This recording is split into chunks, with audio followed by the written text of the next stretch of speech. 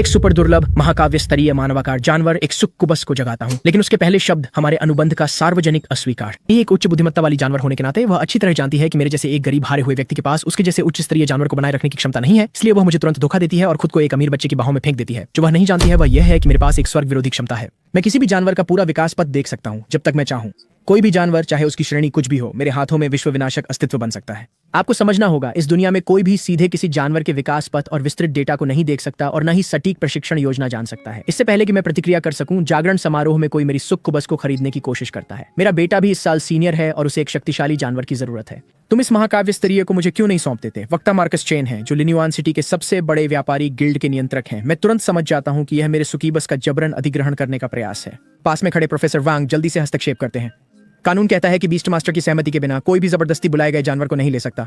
दूसरे शब्दों में, जब तक आप सहमत नहीं होते, आज कोई भी आपका जानवर नहीं ले सकता। प्रोफेसर के आश्वासन से मुझे थोड़ी राहत महसूस होती है। मुझे खेद है, लेकिन मैं मना करता हूँ। मार्कस चेन की मुस्कान नहीं हटती, जैसे कि उसने इस उत्तर की उम्मीद की थी। इतनी जल्दी मना मत करो। वह आराम से एक उंगली उठाता है। 10 मिलियन, ये पैसा तुम्हें एक उच्च स्तरीय जानवर खरीदने के लिए पर्याप्त है और इसे प्रशिक्षित करने के लिए संसाधन भी बचेंगे। एपिक स्तरीय जानवरों को विकसित करने में बहुत धन लगता है। जब आप पैसे ले सकते हैं और व्यवहारिक हो सकते हैं तो एक साधारण छात्र के रूप में संघर्ष क्यों करें? अन्य लोग ऐसे प्रस्ताव से प्रभावित हो सकते हैं, लेकिन मैं अंदर ही अंदर हंसता हूँ। क्या आप मजाक कर रहे हैं? सिस्टम के साथ सुक्कुबस की विकास पथ स्पष्ट है। वह भविष्य में लेजेंडरी स्तर तक भी पहुंच सकती है। सिर्फ 10 मिलियन में तो उसकी एक पंख भी नहीं खरीदी जा सकती। मैं फिर से दृढ़ता से मना करने ही वाला था कि अचानक सुक्कुबस बोल उठी। मुझे लगता है कि उसकी बात में दम है। मेरा शरीर जम गया। मैं अविश्वास में अपना सिर घुमाता हूँ। जैसे ही सुक्कुबस बोलना समाप्त करती है, पूरा वेदी स्थल मृत सन्नाटे में डूब जाता है। 3 जोड़ी आंखें उस पर टिक जाती हैं। ऐसी निगरानी में सुक्कुबस के चेहरे पर थोड़ी शर्मिंदगी दिखाई देती है, लेकिन उसका शरीर मुझसे अनजाने में दूर हटता है और यहाँ तक कि मार्कस चेन की ओर आधा कदम बढ़ता है। ये विश्वासघात है। मैं वहां खड़ा हूँ, स्तब्ध। इस दुनिया में एक जानवर का अपने मालिक को धोखा देना पश्चिम में सूरज उगने से भी अधिक असंगत है। आपको समझना होगा, जानवरों के लिए उनका समन करने वाला उनके जीवन देने वाले माता पिता के समान होता है। अधिकांश जानवर अपने मालिक से विश्वासघात करने के बजाय युद्ध में मरना पसंद करेंगे। फिर भी यह सुक्कुबस, मैं उसे टकटकी लगाए देखता हूँ। वह शुद्ध मासूम चेहरा अब भी निर्दोष दिखता है, लेकिन अब मेरी नजरों में यह एक सावधानी पूर्वक छुपाया हुआ मुखौटा लगता है, जिसके नीचे केवल गणना और लालच छिपा है। लेकिन अगले ही क्षण मैं अचानक हंस पड़ता हूँ। ये तो छुपा हुआ वरदान है ना? अब एक टिक टिक करती हुई टाइम बम छोड़ देना बेहतर है, बजाय इसके कि बाद में सच्चाई का पता चले। तो क्या हुआ अगर वह एपिक टियर की है? मेरी गोल्डन फिंगर सिर्फ इस एक जानवर को ही नहीं बल्कि और भी जानवरों को प्रशिक्षित कर सकती है। एक साधारण जानवर भी मेरे विकास के तहत समय के साथ शिखर तक पहुंच सकता है। तो अंत में मैं उसे 20 मिलियन में बेच देता हूं और 10 दिनों में स्कूल की बेस्ट मास्टर परीक्षा में भाग लेने के लिए सबसे जरूरी चीज अभी एक जानवर होना है। सुक्कुबस को बेचने के बाद मैं समनिंग वेदी को अकेला छोड़कर लिन्युआन सिटी के सबसे बड़े बीस्ट एम्पोरियम की ओर बढ़ता हूँ। ये स्थान न केवल विभिन्न जानवरों को बेचता है जो आयामी दरारों से पकड़े गए हैं, बल्कि दुर्लभ सामग्री, शुद्धिकरण, औषधियां और यहाँ तक कि कीमती खजाने भी प्रदान करता है। बीस्ट एम्पोरियम के भव्य प्रवेश द्वार के सामने खड़ा होकर मैं ऊपर देखता हूँ। पूरा भवन पिरामिड के आकार का है, जो 5 मंजिलों में विभाजित है। प्रत्येक अलग अलग श्रेणियों के अनुसार है, सामान्य, विशिष्ट, श्रेष्ठ, महाकाव्य और पौराणिक। बेशक शीर्ष मंजिल का पौराणिक खंड स्थायी रूप से खाली रहता है, जिसमें केवल कुछ दुर्लभ सामग्री ही कभी कभी आयामी दरारों से प्रदर्शित की जाती है ताकि लोग उनकी प्रशंसा कर सकें। मैं पहले मंजिल पर नहीं रुकता और सीधे तीसरी मंजिल के उच्च श्रेणी के जानवरों के खंड की ओर बढ़ता हूँ। विशाल हॉल में विभिन्न रूपों के दर्जनों जानवर विशेष ऊर्जा पिंजरों में बंद हैं, जिनके बगल में विस्तृत जानकारी और कीमतें अंकित हैं। जैसे ही मेरी नजर उन पर पड़ती है, सिस्टम स्वचालित रूप से उनके गुण पैनल प्रदर्शित करता है। ये जानवर आमतौर पर 5 लाख से 10 लाख के बीच मूल्यवान होते हैं और उच्च गुणवत्ता वाले जानवरों की कीमतें अधिक होती हैं। लेकिन चारों ओर देखने के बाद मैं निराश हूं। जबकि उच्च श्रेणी के जानवर अच्छे विकल्प हैं, महाकाव्य स्तरीय सुक्कुबस की तुलना में अंतर बहुत बड़ा है। इसके अलावा 20 मिलियन हाथ में होने के साथ मैं निश्चित रूप से एक उच्च सीमा का पीछा कर सकता हूं। माफ कीजिए, क्या बीस्ट एम्पोरियम में कोई अन्य जानवर है? मैं अनिच्छा से एक स्टाफ सदस्य को रोकता हूं, पूछते हुए, नमस्ते ग्राहक, इस साल हमारे एम्पोरियम में जितने भी जानवर हैं वे सभी प्रदर्शित हैं। ये सुनकर मैं निराश महसूस करता हूं और जाने के लिए मुड़ता हूं। तभी एक स्टाफ सदस्य अचानक मुझे पुकारता है, रुकिए, एक और जगह है। मैं इतनी तेजी से घूमता हूं कि स्टाफ सदस्य स्वाभाविक रूप से आधा कदम पीछे हट जाता है। कहां? ये ऐसा है, हम हर साल केवल नए प्राप्त जानवरों को प्रदर्शित करते हैं, जबकि पिछले वर्षों के बिना बिके जानवरों को पीछे के गोदाम में समान रूप से प्रबंधित किया जाता है। हालांकि ग्राहक, अपनी उम्मीदें बहुत अधिक न बढ़ाएं। वे सभी जानवर वे हैं जिन्हें दूसरों ने नहीं चाहा। यह खबर सुनकर मेरी थोड़ी सी जगी हुई उम्मीद फिर से बुझ जाती है। जिन्हें दूसरों ने नहीं चाहा, उनमें कोई अच्छा जानवर कैसे हो सकता है? लेकिन चूंकि मैं पहले से ही यहाँ हूँ, इस सिद्धांत का पालन करते हुए थोड़ी देर के लिए हिचकिचाने के बाद मैं पीछे के गोदाम को देखने का फैसला करता हूँ। लेकिन आपको जल्दी करना होगा, उन्हें निपटान भट्टी में भेजा जाने वाला है। इस बीच पीछे के गोदाम में एक चांदी के बालों वाली लड़की एक कोने में सिमटी हुई है। वो अपने घुटनों को कसकर गले लगाती है, अपना चेहरा अपनी बाहों में गहराई से छुपा लेती है। उसके चारों ओर विभिन्न रूपों के कई जानवर भी चुपचाप अपनी किस्मत के फैसले का इंतजार कर रहे हैं। वे अस्वीकृत हैं जिन्हें पूरे 1 साल तक नहीं चुना गया है। समय समाप्त हो गया है। धातु के दरवाजे के किवाड़ एक तीखी आवाज निकालते हैं जब एक वर्दीधारी युवक दरवाजा खोलता है। आज लिन्युआन सिटी का जानवर बुलाने का दिन है और इन जानवरों का कयामत का दिन भी। गिल्ड कोई चैरिटी नहीं है, उन्हें 1 साल तक पालना पहले से ही काफी उदार है। निपटान के बाद वे कुछ सामग्री पुनः प्राप्त कर सकते हैं, इसलिए कम से कम उनका कुछ उद्देश्य तो है। कदमों की आहट सुनकर जानवर सिकुड़ जाते हैं और खड़े हो जाते हैं, लेकिन सबसे ध्यान आकर्षित करने वाली अब भी वह चांदी के बालों वाली लड़की है। जब वो अपना सिर उठाती है तो चांदी के बाल झरने की तरह नीचे गिरते हैं। उसके नाजुक चेहरे पर एम्बर रंग की आंखें हैं। उसका पूरा अस्तित्व एक स्वर्गदूत के समान है जो नश्वर दुनिया में गिरा हो। स्टाफ सदस्य उसे देखता है और आह भरता है। 1 साल पहले जब यह महाकाव्य गुणवत्ता वाली परी लिन्युआन सिटी में उतरी तो इसने काफी हलचल मचाई। दुर्भाग्यवश उसका जन्मजात दोष उसे साधारण जानवरों से भी कमतर बनाता है और वह अनुबंधों के माध्यम से स्तर नहीं बढ़ा सकती। ऐसा अपव्यय लगभग कोई पुण्य लेकिन अभी मूल्य बाकी है। चलो चलते हैं। जैसे ही वह रास्ता दिखाने की तैयारी करता है, दूर से पास तक तेज कदमों की आवाज आती है। रुको। मैं कमरे में घुसता हूँ। हाँफते हुए, मेरे बाल पसीने से भीगे हुए हैं। मैंने इस भूल भुलैया जैसे बीस्ट एम्पोरियम में पूरे आधे घंटे तक खोज की, तब जाकर इस दूरस्थ पिछले गोदाम तक पहुंचा। मेरी नजर कमरे में घूमती है और तुरंत उस चांदी की आकृति पर टिक जाती है। स्थिति पैनल तुरंत पॉपअप होता है। मेरी पुतलियां तेजी से सिकुड़ जाती हैं। एक 9 सितारा महाकाव्य जानवर। यह अब तक का सबसे उच्च गुणवत्ता वाला जानवर है जो मैंने देखा है। बस एक कदम दूर है पौराणिक से। इसके अलावा महाकाव्य स्तर के जानवरों के पास आमतौर पर केवल 2 कौशल होते हैं, फिर भी लियोरा के पास पूरे 3 कौशल हैं। हालांकि मेरी नजर अनजाने में उसकी पीठ की ओर जाती है। वहां एक जोड़ी पवित्र पंख होने चाहिए थे, लेकिन अब वह पूरी तरह से खाली है। यही कारण है कि कोई उसे नहीं चाहता था। लेकिन सिस्टम एक मरम्मत योजना प्रदान करता है। एंजल फेदर एक बार, स्टारलाइट एसेंस 3 बार, स्पिरिट स्टोन एक बार और बीस्ट एम्पोरियम के पास ये तीनों सामग्री हैं। मेरा दिल जोर से धड़कता है। यही है, ये वही जानवर है जिसे मैं ढूंढ रहा हूँ। जैसे ही मैं उसकी चोट ठीक कर दूंगा, उसकी प्रतिभा उस सुक्कुबस को पूरी तरह से हरा देगी। मैं गहरी सांस लेता हूँ और धीरे धीरे स्टाफ सदस्य के पास जाता हूँ। नमस्ते, मैं उस एंजल को खरीदना चाहता हूँ। कितने में? मेरे द्वारा रिजेक्ट सेक्शन से जानवर चुनने पर स्टाफ सदस्य कुछ पल के लिए चौंक जाता है। आपका मतलब उस एंजल जानवर से है? हाँ। कितना? मैं दोहराता हूँ। स्टाफ सदस्य घबराहट में हिलता है। मुझे खेद है ग्राहक, लेकिन मैं यह निर्णय नहीं ले सकता। वह जल्दी से अपने पर्यवेक्षक से संपर्क करता है और जल्द ही जवाब मिलता है। सिर्फ 10,000 लोंशिया क्रेडिट्स और आप इस जानवर को अपने साथ ले जा सकते हैं। हालांकि यह अस्वीकृत है, यह आखिरकार महाकाव्य गुणवत्ता का है। सौदा पक्का, मैं निर्णायक रूप से जवाब देता हूँ। जल्द ही हम अनुबंध कक्ष में पहुंचते हैं। लियोरा अनुबंध संरचना के किनारे खड़ी है, चांदी के बाल नीचे लटक रहे हैं, उसके हल्के कांपते कंधों को ढकते हुए। क्या आप सच में मुझसे अनुबंध करना चाहते हैं? उसकी उंगलियां अनजाने में उसके कपड़े मरोड़ती हैं। कपड़ा उसकी हथेली में सिकुड़ जाता है। लियोरा अपने निचले होंठ को काटती है। उसकी एम्बर आंखें धुंधली हो जाती हैं। मुझे माफ करना, मैं तुम्हारे साथ अनुबंध नहीं कर सकती। मैं एक अधूरी जानवर हूँ। उसकी आवाज में एक सिसकी है, जैसे कोई दुखी छोटा जानवर। मैं आश्चर्य से ऊपर देखता हूं जब मैं अनुबंध निर्माण की तैयारी करता हूं। लियोरा के आंसुओं से भरे चेहरे को देखकर मुझे अंततः एहसास होता है कि मैं जानवर की भावनाओं की अनदेखी कर रहा था। खुद को कम मत समझो, तुम एक उत्कृष्ट जानवर हो। मैं दृढ़ता से लियोरा की ओर देखता हूं। इस निराश लड़की को कुछ आत्मविश्वास देने की कोशिश करता हूं। मैं नहीं हूं। लियोरा भावनात्मक नियंत्रण खो देती है और अपना चेहरा ढक लेती है। मैं तो बुनियादी स्तर भी नहीं कर सकती। मुझे तुम्हारी समस्या पता है, लेकिन मेरे पास इसे ठीक करने का एक तरीका है। लियोरा अचानक रुक जाती है, आंसू भरी आंखों से ऊपर देखती है। सच में? अगर मुझे विश्वास नहीं होता तो मैं तुम्हें क्यों चुनता? मैं दीवार पर लगे कैलेंडर की ओर इशारा करता हूँ। परीक्षा 10 दिनों में है। कोई भी अपने भविष्य के साथ जुआ नहीं खेलेगा। जैसे ही मैं बोलना खत्म करता हूँ, दरवाजे पर दस्तक होती है। स्टाफ सदस्य वे सामग्री लाते हैं जो मैंने अभी अभी ऑर्डर की थी, जिससे मेरी पूरी 20 मिलियन की संपत्ति लगभग समाप्त हो गई। सामग्री तैयार है, कोशिश करना चाहोगे? यह सुनकर छोटे परी का शरीर हल्का सा कांपता है। उसकी धड़कन तेजी से बढ़ जाती है। हालांकि उसे पता है कि उसकी चोट ठीक होने की संभावना कम है, लेकिन अगर यह काम कर गया तो। मेरी उत्साहजनक नजरों के तहत लियोरा निर्देशों का पालन करती है और 3 सामग्रियों को क्रम में रखती है। अगले ही पल लियोरा के घाव से गहरी बैंगनी रोशनी अचानक उभरती है। यह रोशनी उस समय की तुलना में गहरी है जब मैंने वेदी पर सुक्कुबस को बुलाया था। लगभग ठोस हो रही है, जैसे कि पूरे कमरे को निगलने वाली हो। और भी अद्भुत, घूमती हुई बैंगनी रोशनी के भीतर एक चमकदार सुनहरी चमक हल्के से दिखाई देती है। ये क्या है? मेरी पुतलियां थोड़ी सिकुड़ जाती हैं। इससे पहले कि मैं और सोच सकूं, वह सुनहरा रंग जंगल की आग की तरह फैल जाता है। सुनहरा, पौराणिक गुणवत्ता, ये कैसे संभव है? मेरी सांस थम जाती है। सिस्टम की सामग्री स्पष्ट रूप से केवल चोट को ठीक करने के लिए थी। वे गुणवत्ता शुद्धिकरण को क्यों ट्रिगर करेंगे, जब तक लियोरा की चोट ही उसकी क्षमता को सीमित करने वाली बड़ी नहीं थी? जैसे ही मेरे विचार दौड़ते हैं, सुनहरी रोशनी ने पूरी तरह से कमरे को घेर लिया है। लियोरा की पीठ के घाव पर शुद्ध सफेद पंख धीरे धीरे खुलते हैं। बर्फ की तरह सफेद, बेदाग और शुद्ध पंख धीरे धीरे बंद हो जाते हैं, कोमलता से लियोरा को लपेटते हुए अंततः प्रकाश का एक विशाल कोकून बनाते हैं। अचानक एक अदृश्य लहर फूटती है, छत को भेदते हुए सीधे आकाश की ओर जाती है। सिटी लॉर्ड की हवेली में सिटी लॉर्ड जेवियर अपने चंदन की कुर्सी पर आराम से झुके हुए हैं, उंगलियां कप के किनारे पर हल्के से थपथपाते हुए एक दुर्लभ फुर्सत के पल का आनंद ले रहे हैं। बिना आयामी दरार के आक्रमण के चाय की सुगंध भी विशेष रूप से शुद्ध लगती है। हालांकि अगले ही क्षण चीनी मिट्टी का चाय का कप अचानक उसकी उंगलियों से फिसल जाता है और नीले पत्थर के फर्श पर टूट जाता है। जेवियर को इसका बिल्कुल भी ध्यान नहीं है। उसकी पुतलियां तेजी से सिकुड़ जाती हैं जब वह सीधा खड़ा हो जाता है और खिड़की से बाहर देखता है। अभी अभी उसने महसूस किया कि आकाश से एक विशाल गहरी आभा उतर रही है जो पूरे लिन्युआन शहर को घेर रही है। वह आभा पवित्र और भव्य, किसी देवता की दृष्टि जैसी लग रही थी, फिर भी एक पल में गायब हो गई। कोई आए? जेवियर की आवाज तीखी और आदेशात्मक हो जाती है। तुरंत सभी नजदीकी आयामी दरारों की जांच करें। जी सर। गार्ड जल्दी से आदेश लेता है और चला जाता है। जेवियर की भौहें और अधिक सिकुड़ जाती हैं। ऐसा स्वर्गीय घटना उत्पन्न करने में सक्षम कुछ केवल 2 संभावनाएं हो सकती हैं। या तो आयामी दरार की बाधा ढीली हो गई है और एक भयानक अस्तित्व की आभा लीक हो गई है, या एक पौराणिक गुणवत्ता का जानवर पैदा हुआ है। जहां तक एक पौराणिक गुणवत्ता वाले जानवर की बात है, हाँ, असंभव। जेवियर आत्म उपहास करते हुए हंसते हैं और सीधे दूसरे अनुमान को खारिज कर देते हैं। लिन्युआन सिटी जैसे सीमा शहर में यहां तक कि महाकाव्य गुणवत्ता वाले जानवर भी बेहद कीमती होते हैं। पौराणिक कैसे हो सकता है? उन्हें यह नहीं पता कि बीस्ट एम्पोरियम के अनुबंध कक्ष में मैं अपने सामने की स्क्रीन को बड़ी आंखों से देख रहा हूं। मेरा गला अनजाने में हिल रहा है। पौराणिक स्तर, यह वास्तव में काम कर गया। मैं गहरी सांस लेता हूं, अपने तेजी से धड़कते दिल को शांत करने की कोशिश करता हूं। पौराणिक स्तर और महाकाव्य स्तर पूरी तरह से अलग अवधारणाएं हैं, लेकिन अगले ही क्षण एक विचार ठंडे पानी की तरह गिरता है। क्या एक पौराणिक स्तर का देवदूत वास्तव में मेरी पशु बनने के लिए तैयार होगा? आखिरकार कुछ समय पहले ही मैंने सुक्कुबस के विश्वासघात का अनुभव किया था। हालांकि अगले ही पल एक चांदी सफेद आकृति अचानक एक घुटने पर झुक जाती है, पंख धीरे से मुड़ते हैं और दीपक के नीचे हल्के टुकड़े बिखेरते हैं।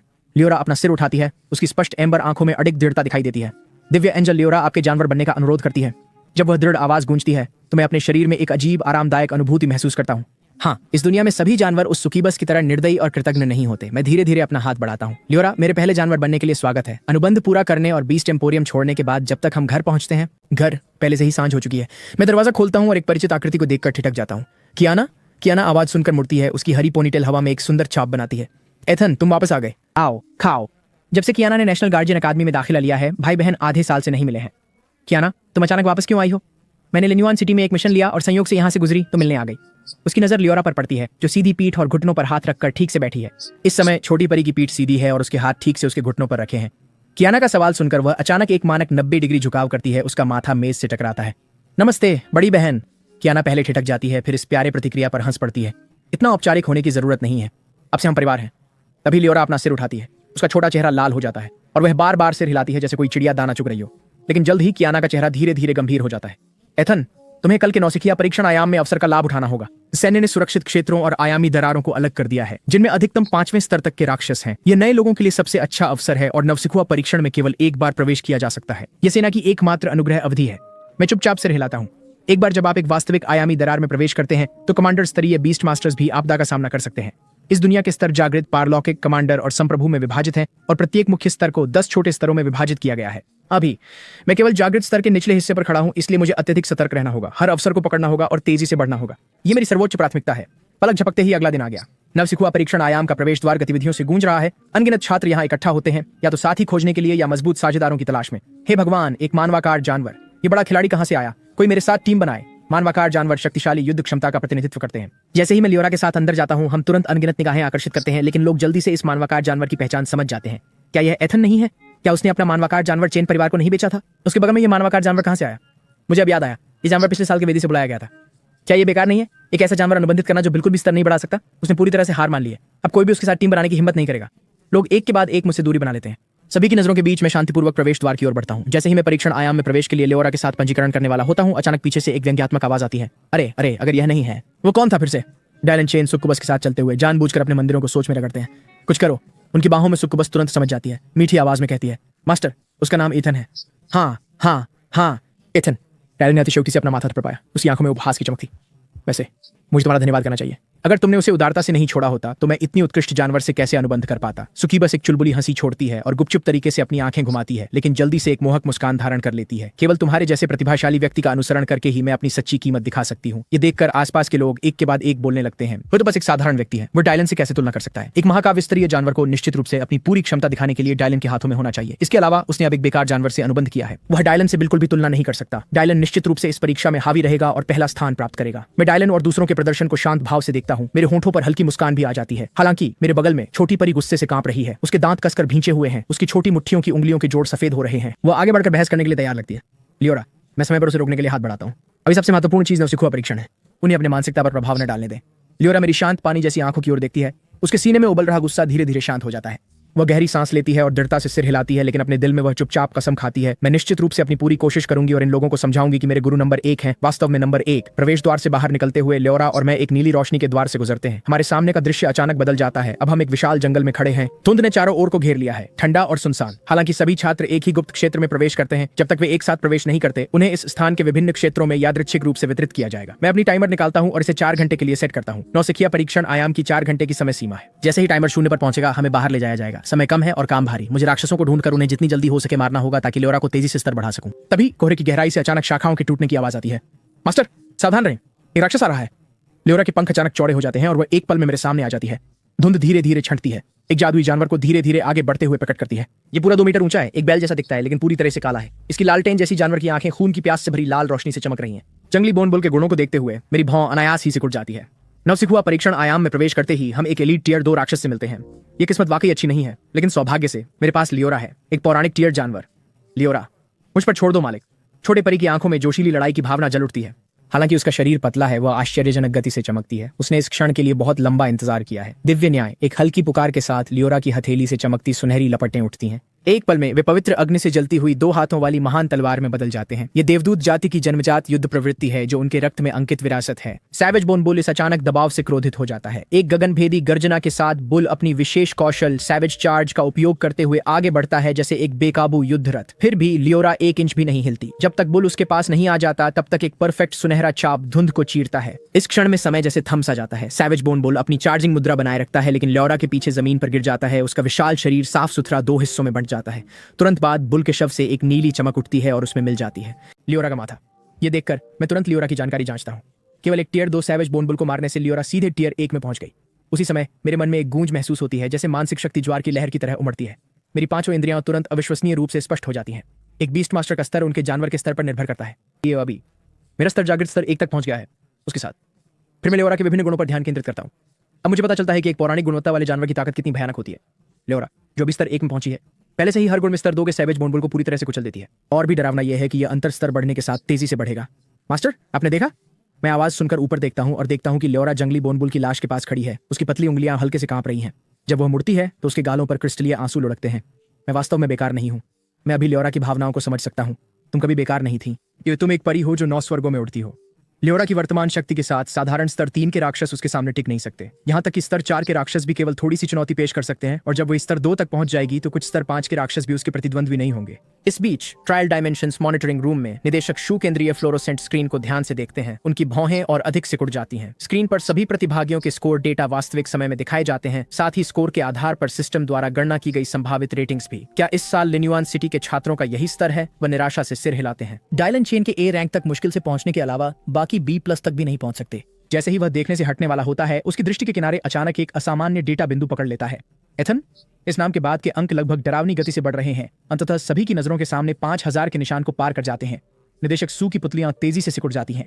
आपको समझना होगा अन्य छात्रों के उच्चतम अंक केवल कुछ 100 हैं और यहां तक कि डायलन चेन के भी सिर्फ 2000 से थोड़ा अधिक हैं। फिर भी इस साधारण छात्र के अंक वास्तव में 5000 तक पहुंच गए। ये कैसे संभव है? निदेशक सू मेज पर जोर से हाथ मारते हैं और खड़े हो जाते हैं। उसके अंकों की वृद्धि की गति इतनी तेज क्यों है? पास में खड़ा एक स्टाफ सदस्य सावधानी से जवाब देता है। क्या यह हो सकता है कि वह कुछ इकट्ठा कर रहा हो? यदि 2 जानवरों के झुंड एक दूसरे पर हमला करते और वह पास में होता। बेतुका निदेशक शू तीखे स्वर में बीच में ही रोकते हैं। मुझे एथन की फाइल लाओ। स्टाफ सदस्य देरी नहीं करता और तुरंत उसे लाकर निदेशक शू को एथन की फाइल सौंप देता है। फाइल की समीक्षा करने के बाद उसकी भौहें और भी गहरी हो जाती हैं। एथन ने एक विकलांग माने जाने वाले जानवर से अनुबंध किया। वह इतने शानदार परिणाम कैसे प्राप्त कर सकता है? लेकिन अगले ही पल जैसे कुछ सोचते हुए उसकी पुतलियां सिकुड़ जाती हैं। क्या वह एंजल जानवर ठीक हो गया है? जब यह एंजल रूप जानवर पहली बार प्रकट हुआ तो इसने लिन्युआन सिटी में एक बड़ा हंगामा खड़ा कर दिया था। स्क्रीन पर एथन के अंक लगातार बढ़ रहे हैं। संभावित रेटिंग कॉलम पहले ही S+ रैंक तक पहुंच चुका है। निदेशक जू का हाथ अनजाने में कांपने लगता है। इस स्तर का प्रतिभाशाली यह उनके निर्णय लेने के अधिकार से परे है। जल्दी वह अपने सहायक की ओर तीव्रता से मुड़ता है। तुरंत शहर के स्वामी को सूचित करो। 3 घंटे के स्तर बढ़ाने के बाद लियोरा का स्तर सफलतापूर्वक जागृत टियर 3 तक पहुंच जाता है जो जागृत टियर 4 के बेहद करीब है और लियोरा की विशेषताएं साधारण टियर 3 जानवरों की तुलना में लगभग 3 गुना है। मेरा शरीर झटके से हिलता है जैसे मेरे मन में मानसिक शक्ति फिर से बढ़ती है। इसका मतलब है कि लियोरा का स्तर जागृत टियर 4 तक पहुंच गया है। यहाँ अभी भी पर्याप्त राक्षस नहीं है। मास्टर जब मैं पहले लड़ रहा था मैंने पूर्व में कुछ बड़ा महसूस किया। यदि मेरी धारणा सही है तो यह एक जागृत टियर 5 का राक्षस होना चाहिए। यह सुनकर मेरा मनोबल तुरंत बढ़ जाता है। एक जागृत टियर 5 का जानवर पिछले 3 घंटों में लियोरा और मैंने एक भी नहीं देखा।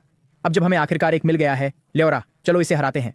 एक जागृत टियर 5 का राक्षस लियोरा के स्तर को काफी बढ़ाने के लिए पर्याप्त है। लियोरा के मार्गदर्शन का पालन करते हुए हम चुपचाप आगे बढ़ते हैं। हे भगवान, ये वास्तव में एक जागृत टियर 5 का राक्षस है और इसकी गुणवत्ता भी कम नहीं है। उच्च गुणवत्ता वाले टियर 5 के राक्षस को देखकर मैं अपनी जीभ छटकाने से खुद को रोक नहीं पाता। उन उच्च गुणवत्ता वाले निम्न स्तरीय राक्षसों की तुलना में इस राक्षस की विशेषताएं थोड़ी नहीं बल्कि काफी अधिक मजबूत हैं। हालांकि इस जागृत टियर 5 के राक्षस का सामना करते हुए मेरा आत्मविश्वास नहीं डगमगाता। लियोरा की विशेषताएं 100% से अधिक होने के कारण इस जागृत टियर 5 के राक्षस का सामना करना अधिकतम 2 तलवारों का मामला है। जैसे ही मैं और लियोरा चुपचाप पास आ रहे हैं हम पाते हैं कि कोई और पहले ही यहाँ पहुंच चुका है। नहीं, पहले पहुंचने से ज्यादा ऐसा लगता है कि इस राक्षस ने अपने शिकार को ढूंढ लिया है। नीचे गहरी घाटी में एक ब्लडथर्स्ट टाइगर 3 जागृत टियर 4 राक्षसों का नेतृत्व कर रहा है और एक 5 सदस्यीय टीम को एक निराशाजनक स्थिति में धकेल रहा है। इस टीम में सबसे मजबूत केवल एक टियर 3 बीस्ट मास्टर है। अभी सभी के चेहरे पीले पड़ गए हैं। क्लास प्रेसिडेंट, क्या हम मरने वाले हैं? उनमें से 4 दांत भींचते हुए पूछते हैं। उनकी आवाजों में मौत का डर भरा हुआ है। ब्लडथर्स्ट टाइगर की लाल जीभ उसके दांतों पर लपलपाती है। ऐसा लगता है कि वह इस बिल्ली और चूहे के खेल से आखिरकार थक गया है। एक धरती हिला देने वाली दहाड़ के साथ चारों राक्षस एक साथ हवा में पंजों की चीख के बीच झपटते हैं। इस दृश्य को देखकर मैं अब और संकोच नहीं करता और तुरंत लियोरा को कार्रवाई करने का आदेश देता हूं। सबसे महत्वपूर्ण बात, मैं निश्चित रूप से इन राक्षसों से अनुभव प्राप्त कर रहा हूं। लियोरा, सेराफ मोड सक्रिय करो। स्थिति गंभीर है। केवल लियोरा का डबल एट्रीब्यूट सेराफ मोड ही पूरी स्थिति को नियंत्रित करने की क्षमता रखता है। जैसे ही लियोरा मेरा आदेश प्राप्त करती है वह अपने शरीर की बेड़ियों को खोल देती है। एक पल में दुनिया का रंग बदल जाता है। लाल पवित्र ज्वालाएं अचानक भड़क उठती हैं जो 100 मीटर के दायरे में सभी धुंध को वाष्पित कर देती हैं। यहाँ तक कि हवा भी जलती हुई गर्मी से विकृत हो जाती है। मेरी स्तब्ध निगाहों के सामने एक अद्भुत सुंदर आकृति धीरे धीरे आग से उठती है। पवित्र अग्नि से जलते 4 पंख पूरी तरह से फैल जाते हैं। प्रत्येक पंख पर सुनहरे दिव्य पैटर्न बह रहे हैं। लियोरा की मूल रूप से स्पष्ट आंखें अब जलती हुई सुनहरी लंबवत पुतलियों में बदल गई हैं, जैसे पौराणिक कथाओं से बाहर निकलती हुई अग्नि की महारानी। पवित्र दबाव के तहत पूरी घाटी की हवा जम सी जाती है। 3 जागृत टियर 4 राक्षस दयनीय कराहें निकालते हैं, डर के मारे अपने सिर गहरे कीचड़ में दबा लेते हैं। हालांकि ब्लडथर्स्ट टाइगर जागृत टियर 5 है, लियोरा के दबाव का सामना करते हुए उसकी स्थिति ज्यादा बेहतर नहीं है। उसका छलांग लगाने का प्रयास अचानक रुक जाता है। उसका विशाल शरीर हवा में अजीब तरह से लटका रहता है। क्लास प्रेसिडेंट, क्या वह एक जानवर है? सबसे छोटी टीम सदस्य नीना कांपती आवाज में पूछती है। रॉक्सी चेन के हाथ अनजाने में कस गए। उसकी उंगलियों के सिरे एक्सर्शन से सफेद हो गए। वह अपना मुंह खोलती है। उसका गला सूखा और दर्दनाक है। ये होना चाहिए, हालांकि वह भी इस व्याख्या को स्वीकार नहीं कर सकती। लेकिन नवसिखुआ परीक्षण आयाम में केवल ये नए बीस्ट मास्टर और राक्षस हैं। वह पवित्र आकृति स्पष्ट रूप से बाद वाला नहीं है, जिससे केवल वह अविश्वसनीय रूप से बेतुका संभावना बचती है। वह एक जानवर है, एक नए बीस्ट मास्टर का जानवर। सभी की आश्चर्यचकित निगाहों के बीच लियोरा की सुनहरी लंबवत पुतलियां जमीन पर लेटे राक्षसों पर ठंडेपन से घूमती है। वह अपने हाथ में पवित्र तलवार को लापरवाही से लहराती है। 3 लाल तलवार की रोशनी शून्य को चीर देती है। 3 जागृत टियर 4 राक्षसों के पास चिल्लाने का समय भी नहीं होता है, इससे पहले कि उनके विशाल शरीर साफ सुथरे तरीके से 2 हिस्सों में बढ़ जाते हैं। ब्लडथर्स्ट टाइगर एक निराशाजनक गर्जना करता है। अंततः उसकी पुतलियां सिकुड़ जाती हैं और उसका शरीर धीरे धीरे विलीन हो जाता है। एक बास्केटबॉल के आकार का नीला प्रकाश गोला ब्लडथर्स्ट टाइगर के अवशेषों से उठता है और धीरे धीरे लियोरा के माथे में समा जाता है। जैसे ही पवित्र ज्वाला की अंतिम छाया हवा में विलीन होती है, उसके शरीर के चारों ओर की सुनहरी दिव्य आकृतियां ज्वार की तरफ पीछे हट जाती हैं। 4 जलते हुए पंख बिखरे हुए चिंगारियों में बदल जाते हैं और दूर चले जाते हैं। उसकी आकृति, जो मूल रूप से हवा में तैर रही थी, धीरे धीरे नीचे उतरती है। हालांकि उसके कदम स्पष्ट रूप से अस्थिर हैं। हालांकि सेराफ मोड उसके गुणों को बहुत बढ़ा सकता है, लेकिन इसकी खपत भी उतनी ही भयानक है। लियोरा के जागृत स्तर 4 पर पूरी ताकत लगाने पर भी वह इसे केवल लगभग 30 सेकंड तक ही बनाए रख सकती है। खतरे की कोई बात नहीं होने की पुष्टि करने के बाद लियोरा थोड़ा अपना सिर झुकाती है। उसकी नजर पास के एक छायादार क्षेत्र पर पड़ती है। रॉक्सी चेन और अन्य लोग अनजाने में अपनी सांस रोक लेते हैं। उनकी दृष्टि लियोरा का अनुसरण करती है। ऐसा कौन व्यक्ति हो सकता है जिसके पास इतनी शक्तिशाली जानवर हो? हालांकि जब वह परिचित आकृति छाया से बाहर आती है तो सभी स्तब्ध रह जाते हैं। इथन, रॉक्सी चेन की पुतलियां तेजी से सिकुड़ जाती हैं। उसकी आवाज अनजाने में एक सुर ऊपर उठ जाती है। बीस्ट क्लास 3 की क्लास प्रेसिडेंट के रूप में वह स्वाभाविक रूप से इस आमतौर पर लोकी सहपाठी को पहचानती है। कुछ समय पहले उसने सुना था कि इस सहपाठी का बीस्ट चोरी हो गया था और उसे इसके बारे में गुस्सा आया था। लेकिन अब जब मैं पास आता हूं तो मुझे एहसास होता है कि लियोरा ने कुछ परिचित चेहरों को बचाया है। क्लास प्रेसिडेंट रॉक्सी, क्या संयोग है? कंपनी संयोग, रॉक्सी यांत्रिक रूप से जवाब देती है। एक आमतौर पर साधारण छात्र अब एक पौराणिक स्तर के जानवर के बगल में खड़ा है जो तुरंत स्तर 5 के राक्षसों को मार सकता है। असंगति की भावना उसके मंदिरों को धड़कने लगती है। मैं विनम्रता से सिर हिलाता हूं और लियोरा को जाने का संकेत देता हूं। आधे घंटे से भी कम समय बचा है। मुझे लियोरा के स्तर को जागृत स्तर 5 तक पहुंचाने के लिए इस अंतिम समय का लाभ उठाना होगा। लियोरा आज्ञाकारी रूप से अनुसरण करती है। जाने से पहले वह सभी को हल्का सा झुककर प्रणाम करना नहीं भूलती। इस इशारे से पूरी टीम एक साथ हक्का बक्का रह जाती है। जैसे ही मेरी आकृति धुंध में गायब हो जाती है, टीम के सदस्य तुरंत ही फूट पड़ते हैं। क्लास प्रेसिडेंट, आपने देखा जब उस जानवर ने झुककर प्रणाम किया, मैं लगभग घुटनों पर गिर गया। क्या एथन का जानवर चोरी नहीं हुआ था? मुझे क्यों लगता है कि वह अब और भी मजबूत हो गया है? सच कहूं तो मुझे लगता है कि डायलन का चुराया हुआ महाकाव्य स्तर का जानवर इस जानवर से बिल्कुल भी तुलना नहीं कर सकता। तो 10 दिनों में होने वाली परीक्षा के लिए अगर हम एथन से टकराते हैं, एक टीम सदस्य कमजोर आवाज में बोलता है, तुरंत आत्मसमर्पण कर दो। सभी 5 एक साथ कहते हैं। दूसरी ओर सिटी लॉर्ड की हवेली में सिटी लॉर्ड जेवियर एक तरफ सम्मानपूर्वक खड़े हैं। उनकी नजरों में कुछ घबराहट है। उनके सामने एक मध्यवय व्यक्ति गहरे नीले झोंगशान सूट में हाथ पीछे बांधे खड़ा है। हालांकि व्यक्ति के होठों पर हल्की मुस्कान है, लेकिन यह पूरी हॉल में एक अदृश्य दबाव डालती है। वह पूरे दक्षिणी सैन्य जिले के सच्चे नेता हैं। कमांडर वेई, आप स्वयं क्यों आए हैं? वे युआन मुड़ते हैं। उनकी नजर क्षण भर के लिए जेवियर पर ठहरती है। यह पूर्व सैनिक जो उनके आदेश के तहत संघर्ष करता था, अब एक सिटी लॉर्ड बन गया है। मैं अभी लानयांग सिटी से आया हूं। उन्होंने इस साल एक ए रैंक संभावित पौधा तैयार किया। बुरा नहीं है। हालांकि वे यह कहते हैं। जेवियर ने ध्यान से देखा कि वेई युआन की आंखों में निराशा की झलक है। कमांडर वेई, मुझे डर है कि इस साल हमारी लिन्युआन सिटी की स्थिति लानयांग सिटी जैसी ही है। परीक्षण शुरू होने से पहले उन्होंने सभी प्रतिभागियों की फाइलों की पूरी तरह से समीक्षा करवाई थी।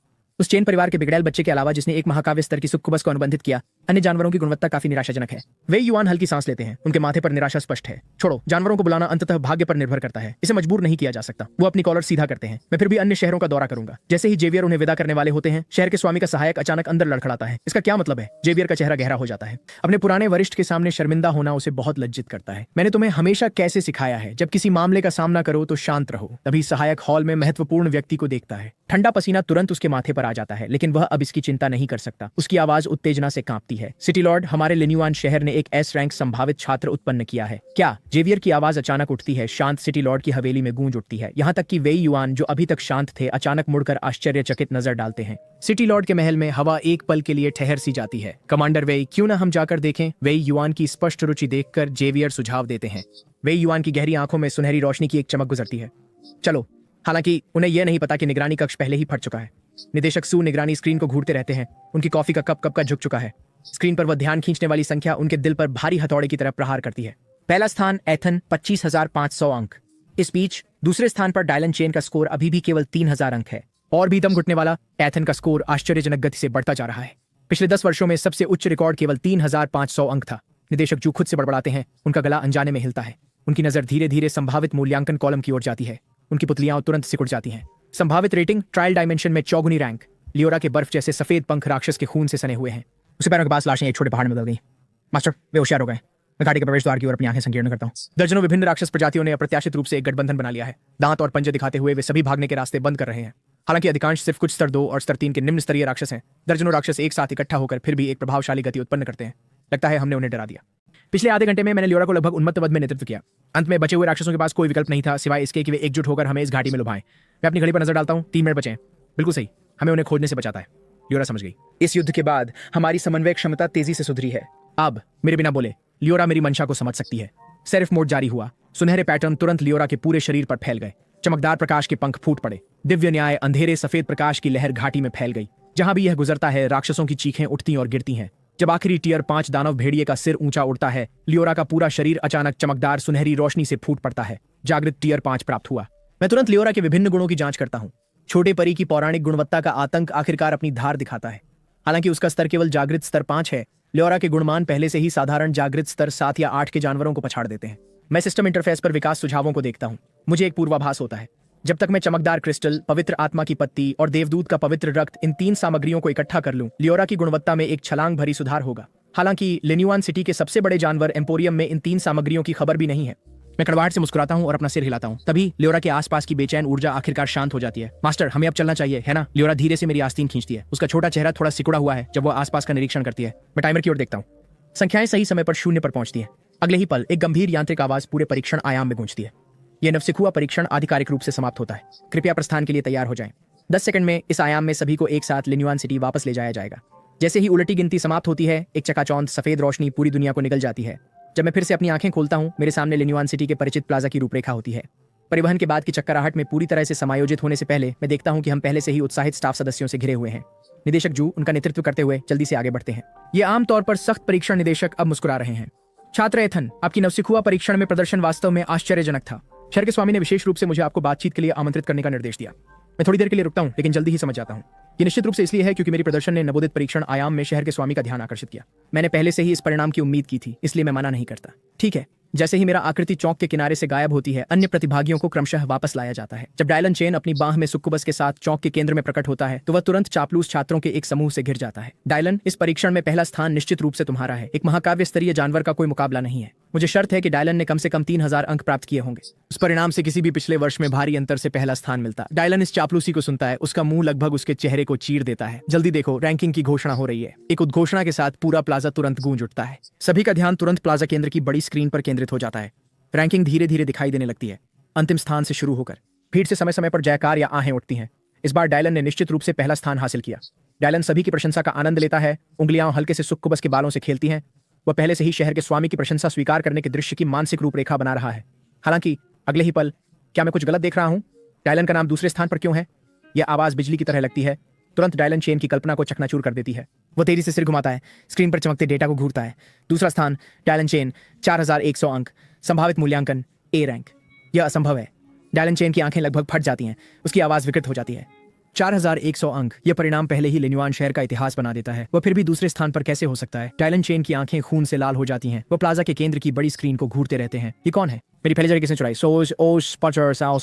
सबकी नजरों के सामने पहला स्थान धीरे धीरे प्रकट होता है। पहला स्थान एथन, 44,300 अंक, संभावित मूल्यांकन 4 एस रैंक। जैसे ही यह रैंकिंग घोषित होती है, पूरा प्लाजा ऐसा लगता है जैसे उसमें बम गिरा दिया गया हो। हे भगवान, एथन के अंक हैं 44,300, 10,100, 1000, 10,000। ये सच में 5 अंकों का है। 4 एस रैंक क्षमता, ये तो एक मानव चीट कोड है। बढ़ती घटती चीखों के बीच डायलन चेन बिजली की तरह जड़ होकर खड़ा है। वह उन 2 अंकों को घूरता है। 44,300 बनाम 4100, 10 गुना अंतर। ये कैसे संभव है?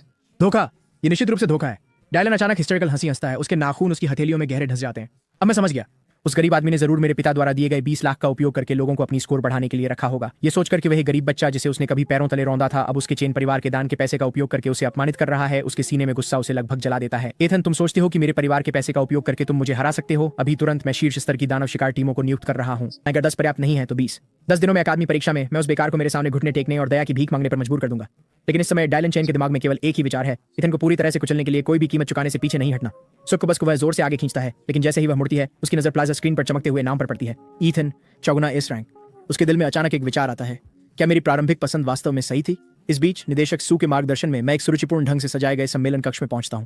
जैसे ही मैं अंदर प्रवेश करता हूं, मेरी नजर तुरंत मुख्य स्थान पर बैठे गहरे नीले रंग के व्यक्ति पर टिक जाती है। सिटी लॉर्ड जेवियर सम्मानपूर्वक बगल में खड़े हैं। ये विवरण मुझे तुरंत एहसास कराता है कि मेरे सामने खड़ा यह मध्यम आयु का व्यक्ति सिटी लॉर्ड से कहीं ऊंचे पद पर है। मुझे अंदर आते देख जेवियर तुरंत उठकर परिचय कराते हैं। छात्र एथन, ये दक्षिणी सैन्य जिले के मुख्य कमांडर वे युआन है। मेरी पुतलियां थोड़ी सिकुड़ जाती हैं। यह नाम लोंगशिया राष्ट्र में लगभग पौराणिक है। एक संप्रभु स्तरीय बीस्ट मास्टर, दक्षिणी युद्ध क्षेत्र की नींव, एक सच्चा व्यक्ति जो राष्ट्रीय संकटों में स्थिति को बदलने में सक्षम है। सिटी लॉर्ड, कमांडर, नमस्ते। खुद को संभालने के बाद मैं अभिवादन में झुकता हूँ। वे युआन हल्के से सिर हिलाते हैं। उनकी गहरी नजर मुझे जांचती है, फिर गर्मजोशी से बोलते हैं, छात्र एथन, नवोदित परीक्षण में चौगुनी एस रैंक क्षमता मूल्यांकन प्राप्त करने पर बधाई। धन्यवाद कमांडर। हालांकि आपने मुझे यहाँ बुलाया है तो ये किसी और चीज के बारे में होना चाहिए, है ना? मेरी प्रतिक्रिया देखकर वे युआन की आंखों में स्वीकृति की झलक दिखाई देती है। जब उन्होंने रास्ते में एथन की चौगुनी एस रैंक मूल्यांकन की खबर सुनी तो उनकी पहली प्रतिक्रिया संदेह थी। आखिरकार लोंगशिया राष्ट्र में इस स्तर तक पहुंचने वाले प्रतिभाशाली लोगों की संख्या उंगलियों पर गिनी जा सकती है।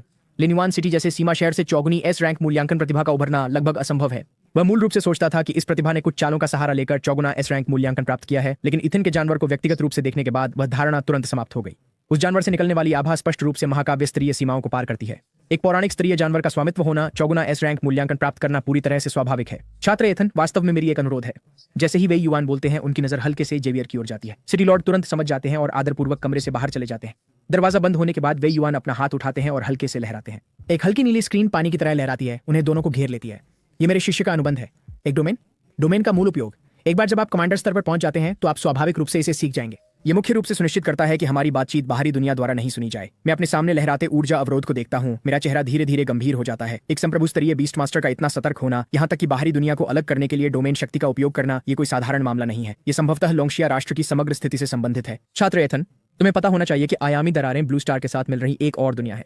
सभी राष्ट्र आयामी दरारों में रक्षा रेखाएं बना रहे हैं ताकि निम्न स्तरीय बीस्ट मास्टर्स के लिए सुरक्षित प्रशिक्षण वातावरण प्रदान किया जा सके। मैं सिर हिलाता हूँ। यह इतिहास लंबे समय से पाठ्यपुस्तकों में दर्ज है, लेकिन लोंगशिया राष्ट्र की रक्षा पंक्ति का निर्माण अन्य देशों से पीछे है। वे युआन अचानक विषय बदलते हैं। क्या तुम्हें पता है क्यों? मैं सोचते हुए अपनी भौहें सिकोड़ता हूँ। क्या यह इसलिए है क्योंकि रक्षा पंक्ति का निर्माण सुचारू रूप से नहीं चल रहा है? बिल्कुल। वे युआन की उंगलियां शून्य में चित्र बनाती हैं, एक प्रक्षिप्त छवि बनाते हुए। 3 साल पहले हमने एक महत्वपूर्ण स्थान पर एक विशाल परीक्षण स्थल की खोज की। आमतौर पर एक परीक्षण स्थल का मिलना अच्छी खबर होती है, लेकिन यह परीक्षण स्थल रक्षा रेखा के सबसे महत्वपूर्ण नोड पर स्थित है। इस परीक्षण स्थल को साफ किए बिना रक्षा रेखा में हमेशा एक अंतर रहेगा। वे राक्षस कबीले के जीव कभी भी इस अंतर से आक्रमण कर सकते हैं। ये सुनकर मैं अनायास ही वे युआन की ओर देखता हूँ, लेकिन ऐसा लगता है कि मैं ज्यादा मदद नहीं कर सकता। वे युआन अपने हाथ को उठाकर बीच में ही रोकते हैं। उनकी उंगली का सिरा हल्के से शून्य को छूता है। एक त्रिआयामी प्रक्षेपण तुरंत खुलता है। प्रक्षेपण में परीक्षण स्थल के विभिन्न क्षेत्रों को स्पष्ट रूप से चिह्नित किया गया है। अधिकांश क्षेत्र हरे रंग में दिखाए गए हैं, जो साफ स्थिति का प्रतिनिधित्व करते हैं।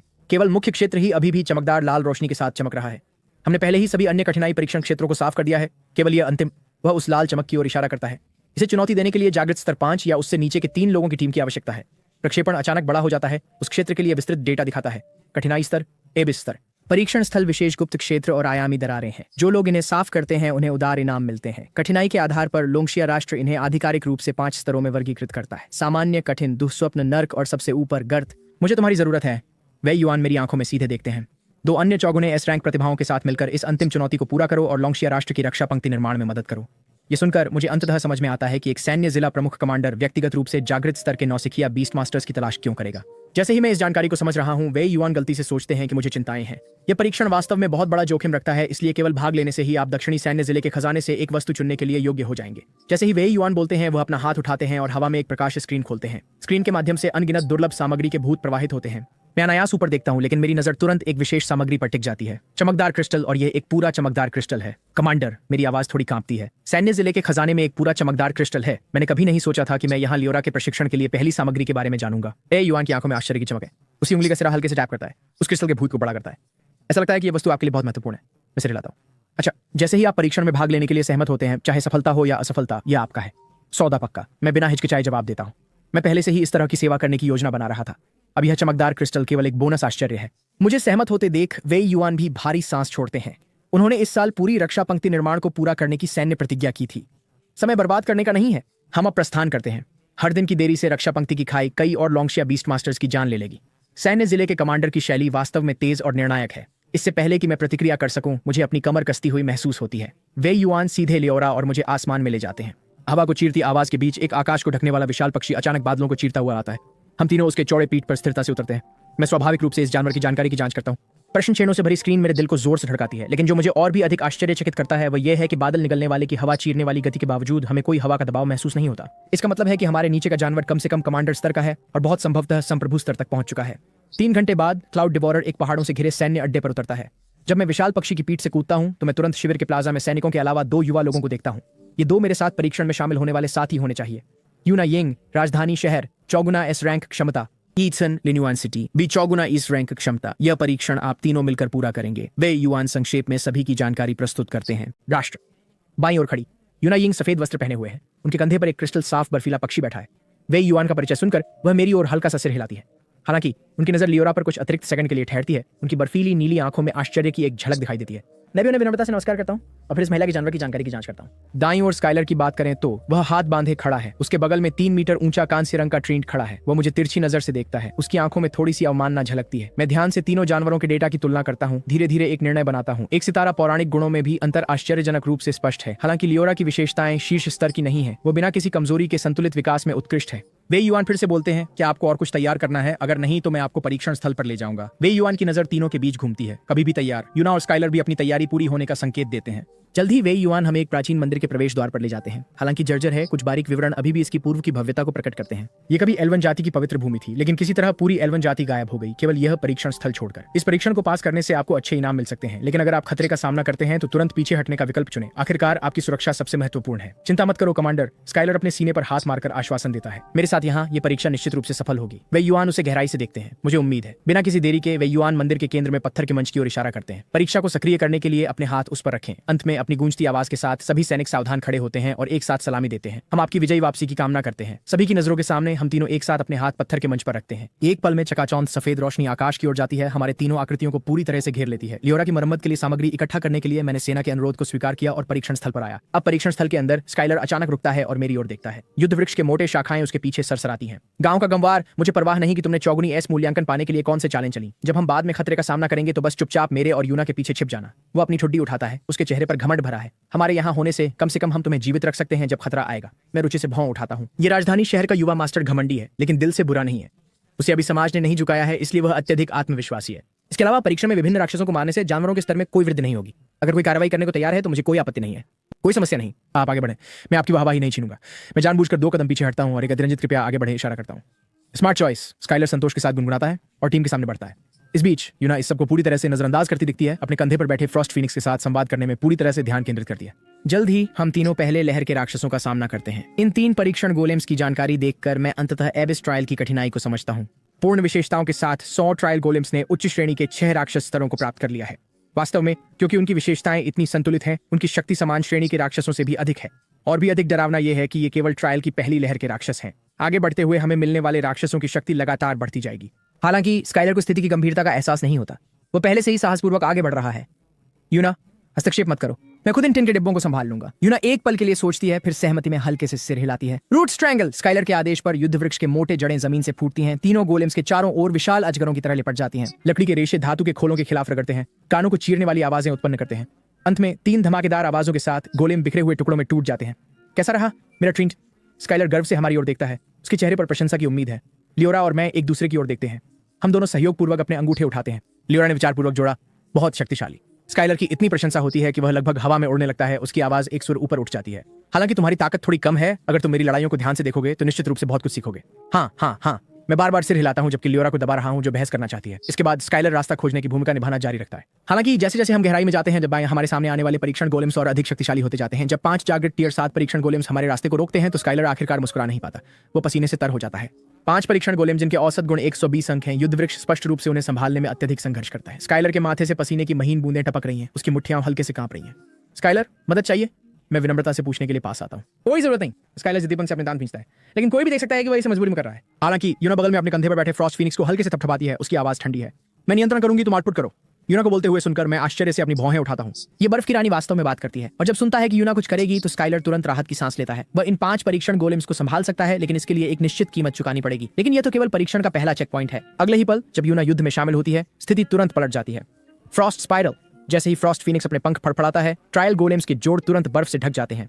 युद्ध वृक्ष इस अवसर का लाभ उठाता है, मोटी शाखाएं उठाकर जमे हुए गोलेम्स को एक एक करके तोड़ देता है। आगे की यात्रा में मैं आराम से खुश हूँ।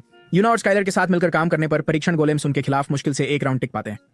लियोरा और मैं अस्थायी रूप से बाहरी बन जाते हैं। जल्द ही स्काइलर और यूना पहले चेक पॉइंट को पार कर लेते हैं। हम तीनों पहले चेक पॉइंट के अंत में एक साथ पहुंचते हैं। हमारे सामने 3 गहरे मार्ग दिखाई देते हैं। यहाँ यह एबिस टियर ट्रायल का दूसरा चेक पॉइंट है। वे युआन की जानकारी के अनुसार इन 3 मार्गों में से प्रत्येक को एक व्यक्ति द्वारा चुना जाना चाहिए ताकि पूरे मार्ग के ट्रायल को स्वतंत्र रूप से पूरा किया जा सके, इससे पहले कि वे तीसरे चेक पॉइंट में प्रवेश करें। तीसरे चेक पॉइंट की सामग्री के बारे में यहाँ तक कि वे युआन को भी नहीं पता। पिछले परीक्षण के प्रतिभागी अधिकतम दूसरे चेक पॉइंट तक ही पहुंचे थे। स्काइलर अचानक मुड़ता है। उसकी नजरें मुझ पर लंबे समय तक टिकी रहती हैं। उसकी आवाज में स्पष्ट संदेह होता है, क्या तुम इसे संभाल सकते हो? वह स्वाभाविक रूप से जी। यूना की ताकत के बारे में कोई चिंता नहीं। राजधानी शहर के नवोदित परीक्षण की शीर्ष रैंकिंग धारक के रूप में उसकी ताकत उसकी अपनी ताकत से भी अधिक है। लेकिन यह ग्रामीण क्षेत्र का प्रतिभाशाली अगर वह उन्हें नीचे खींचता है तो भले ही वह और यूना दूसरा चेक पॉइंट पार कर लें, यह परीक्षण फिर भी असफल होगा। यहाँ तक कि आमतौर पर उदासीन यूना भी थोड़ा सिर घुमाती है, मेरे उत्तर का इंतजार करती है। आखिरकार मैंने पूरे रास्ते में कोई कदम नहीं उठाया है, इसलिए वह भी इस साथी की ताकत का अंदाजा नहीं लगा सकती। स्काइलर के संदेह का सामना करते हुए मैं बहस नहीं करता। मैं बस हल्के से मुस्कुराता हूँ और सीधे बीच के रास्ते की ओर बढ़ता हूँ। एक आदमी यह नहीं कह सकता कि वह इसे संभाल नहीं सकता। जैसे ही मैं रास्ते में कदम रखता हूँ मुझे लगता है कि मैं एक दूसरी दुनिया में हूँ। मैं तेजी से मुड़ता हूँ, केवल यह देखने के लिए कि प्रवेश द्वार गायब हो गया है। उसकी जगह अंधकार का एक शून्य है। मेरे सामने एक यांत्रिक जैसी आकृति धीरे धीरे आकार ले रही है। उन्नत प्रकार। मेरी भौं थोड़ी सिकुड़ जाती है। साधारण संतुलन गोलेम्स की तुलना में यह व्यक्ति स्पष्ट रूप से एक स्तर से अधिक मजबूत है। न केवल इसमें एक विशेषता वृद्धि करने वाला बफ कौशल है, बल्कि अधिक परेशानी वाली बात यह है कि संतुलन क्षेत्र की क्षमता। लियोरा, इसे गिरा दो। मेरे शब्द खत्म होने से पहले लियोरा के चांदी सफेद पंख पूरी तरह से फैल जाते हैं। उसके हाथ में एक लंबी तलवार प्रकट होती है जो गहरे लाल रंग की लपटों से जल रही है। मैं देखता हूँ कि उसके पंख हल्के से फड़फड़ाते हैं। उसकी आकृति पल भर में गोलेम के सामने चमकती है। सुनहरी तलवार की रोशनी सितारों और चांद की तरह गुजरती है। उन्नत गोलेम 2 हिस्सों में बढ़ जाता है।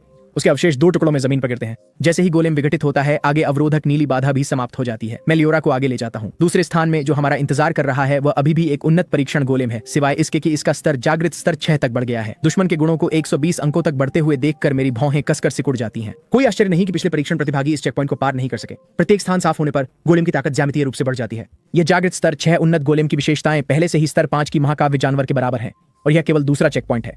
लियोरा की तलवार की रोशनी फिर से चमकती है। परीक्षण गोलेम गिर जाता है। अगले स्थान में 2 जागृत स्तर 6 गोलेम एक साथ प्रकट होते हैं। संतुलन क्षेत्र अपनी शक्ति दिखाना शुरू करता है। लियोरा की विशेषताओं को लगभग 10 अंक तक दबा देता है। सौभाग्य से कमजोर होने के बावजूद लियोरा के पास अभी भी पूर्ण लाभ है। वह जल्दी से इन 2 जागृत स्तर 6 परीक्षण गोलेम्स को हरा देती है। अगला परीक्षण की कठिनाई बढ़ती रहती है। जब लियोरा और मैं अंतिम स्थान पर पहुंचते हैं तो 3 परीक्षण गोलेम्स भयानक आभा के साथ तैयार खड़े होते हैं। लियोरा के सामने खड़े 3 उन्नत परीक्षण गोलेम्स को देखते हुए 3 संतुलन क्षेत्रों के साथ लियोरा की विशेषताएं लगभग 30 अंक दब जाती हैं। इसका मतलब है कि लियोरा की ताकत के बावजूद सेराफ मोड को सक्रिय किए बिना इन गोलेम्स को संभालना काफी मुश्किल होगा। लेकिन अभी मैं आगे की लड़ाई के बारे में चिंतित नहीं हूं, बल्कि अन्य 2 के बारे में हूं। क्या वे वास्तव में इस चेक पॉइंट की परीक्षा पास कर सकते हैं? यूना के फ्रॉस्ट फिनिक्स की मानसिक विशेषताएं 170 अंक तक पहुंचती हैं। इसकी उत्कृष्ट कौशल के साथ इसे पार करना कोई समस्या नहीं होनी चाहिए। लेकिन स्काइलर का वॉर ट्रेंड 3 जागृत टियर 7 उन्नत गोलेम्स का सामना करते हुए यह शायद मुश्किल है। जैसे ही मेरे मन में विचार दौड़ते हैं, मैंने पहले ही निर्णय ले लिया है। लियोरा, सेराफ मोड सक्रिय करो। जल्दी लड़ाई जल्दी खत्म। समझ गई? छोटा परी स्पष्ट रूप से जवाब देती है। जैसे ही वह ऐसा करती है, उसके शरीर के चारों ओर से लाल रंग की लपटें फूट पड़ती हैं। उसके पीछे 4 प्रकाश पंख फैल जाते हैं। पवित्र जलती हुई ऊर्जा की लहरें पूरे स्थान में फैल जाती हैं। गुण दुगने हो जाते हैं। 300 अंक पूर्ण दबदबा। 3 सुनहरी तलवार की किरणें उल्का की तरह चमकती हैं। 3 उन्नत गोलेम प्रतिक्रिया करने का समय भी नहीं पाते और साफ साफ 2 हिस्सों में कट जाते हैं, तुरंत राख में बदलकर हवा में बिखर जाते हैं। मार्ग के अंत में बाधा भी अंततः धीरे धीरे समाप्त हो जाती है। उसी समय परीक्षण स्थल के मुख्य निगरानी कक्ष में एक विशाल पत्थर का मंच केंद्र में मंडरा रहा है, जो परीक्षण प्रतिभागियों की निकासी स्थिति को वास्तविक समय में प्रदर्शित कर रहा है। कमांडर, वे दूसरे चेक पॉइंट में प्रवेश कर चुके हैं। वे युआन हल्के से सिर हिलाते हैं। उनकी नजरें गंभीरता से पत्थर के मंच पर टिकी हैं। वह किसी से बेहतर जानते हैं कि दूसरे चेक पॉइंट से शुरू होकर यह परीक्षण की असली परीक्षा है। पिछले साल की परीक्षा में उस चौगुनी एस श्रेणी की प्रतिभा को छोड़कर जो मुश्किल से अंत तक पहुंची, अन्य 2 दोहरी एस श्रेणी की प्रतिभाएं केवल 70% प्रगति पूरी कर पाईं और फिर बाहर हो गईं। वे युआन अनजाने में अपनी मुट्ठियां भींच लेते हैं। एक्सर्शन से उनकी उंगलियों के जोड़ सफेद हो जाते हैं। अगर हम इस बार फिर असफल होते हैं तो हमें अगले साल तक आदेश का इंतजार करना होगा। आदेश सैनिकों को स्तर 1 की युद्ध तत्परता में प्रवेश करें। दूसरे चेक पॉइंट को पार करने के बाद परीक्षण स्थल का एक हिस्सा गायब हो जाएगा। तब राक्षस कबीले के जीव निश्चित रूप से उस अंतराल से गुजरेंगे। हालांकि हमें अभी तक नहीं पता कि तीनों दूसरा चेक पॉइंट पार कर सकते हैं या नहीं। पहले से तैयारी करना कभी नुकसान नहीं करता। जी सर। डिप्टी मुड़ने और जाने ही वाला था कि उसकी दृष्टि के किनारे पर अचानक पत्थर का मंच चमकदार रोशनी से चमकने लगा। वह अविश्वास में आंखें फाड़ कर देखता है। कमांडर, ऐसा लगता है कि किसी ने दूसरा चेक पॉइंट पार कर लिया है। क्या? वे युआन तेजी से मुड़ते हैं। उनकी नजरें पत्थर के मंच पर टिकी रहती हैं। वहां 5 बड़े अक्षर स्पष्ट रूप से प्रदर्शित होते हैं। एक व्यक्ति ने पार किया। ये कौन है? आपको समझना होगा। दूसरे चेक पॉइंट में प्रवेश करने वाले 3 लोगों से अब तक केवल आधा घंटा ही बीता है। पिछले परीक्षण प्रतिभागियों के विवरण से वह जानता है कि अंतिम स्थान में 3 जागृत स्तर 7 परीक्षण गोलेम है। जागृत स्तर 5 बनाम जागृत स्तर 7। यहाँ तक कि अगर सभी 3 जानवर पौराणिक स्तर के हैं तो उन्हें संभालना बेहद कठिन है। कमांडर, मुझे लगता है कि यह यूना यिंग होनी चाहिए। उप कमांडर, जो अब ठीक हो चुका है, सावधानी पूर्वक विश्लेषण करता है। आखिरकार यिंग परिवार की रक्तरेखा विशेष है। वे जीवन भर केवल एक ही जानवर से अनुबंध कर सकते हैं। उप प्रमुख की सोच वे युआन के अनुमान से मेल खाती है। यिंग परिवार, जो लॉन्ग शाइन के सबसे प्राचीन परिवारों में से एक है, की रक्त रेखा विरासत अत्यंत विशेष है। परिवार के सदस्य जीवन में केवल एक ही जानवर से अनुबंध कर सकते हैं, लेकिन उनकी रक्त रेखा शक्ति उस जानवर की गुणवत्ता को धीरे धीरे बढ़ा सकती है। इस कारण से यिंग परिवार के सदस्यों के जानवर कम से कम महाकाव्य स्तर के होते हैं। वह यिंग लड़की लगभग एक सदी में परिवार द्वारा उत्पन्न सबसे उच्च प्रतिभा है। उसका इतनी जल्दी साफ करना काफी उचित है। केवल इस बिंदु पर पहुंचकर वे युआन की अभिव्यक्ति गंभीर हो जाती है। लेकिन समस्या अब यह है कि अगर एथन और स्काइलर पास नहीं कर पाते तो भले ही यूना मजबूत हो, यह बेकार है। आखिरकार ये परीक्षण 3 व्यक्ति संयुक्त है। जब तक एक व्यक्ति पास नहीं करता, इस परीक्षण को केवल असफल घोषित किया जा सकता है। हालांकि तभी डिप्टी अचानक फिर से चिल्लाता है, कमांडर, एक और व्यक्ति पास कर गया। क्या? वे युआन की नजर पत्थर के मंच पर लौटती है। मूल एक व्यक्ति पास से स्पष्ट रूप से बदलकर 2 व्यक्ति पास हो गए हैं। यिंग परिवार की युवा महिला के रूप में यूना के पास अविश्वसनीय रूप से शक्तिशाली जानवर फ्रॉस्ट मून फीनिक्स परीक्षण मार्ग के निकास पर खड़ा, मैं उसके आमतौर पर ठंडे चेहरे पर लिखे गए आश्चर्य को देख सकता हूँ। उसने शायद कभी नहीं सोचा था कि जो उसे और उसके जानवर को पूरी ताकत से पार करने में लगा, मैंने उसे कुछ ही समय में पार कर लिया। जब वह बाहर आती है तो मैं पहले से ही केंद्रीय हॉल में इंतजार कर रहा हूँ। उसकी तीखी बर्फीली नजर जल्दी से क्षेत्र को देखती है। मैं एक पत्थर के स्तंभ के सहारे खड़ा हूँ और ल्योरा मेरे बगल में चुपचाप तैर रही है।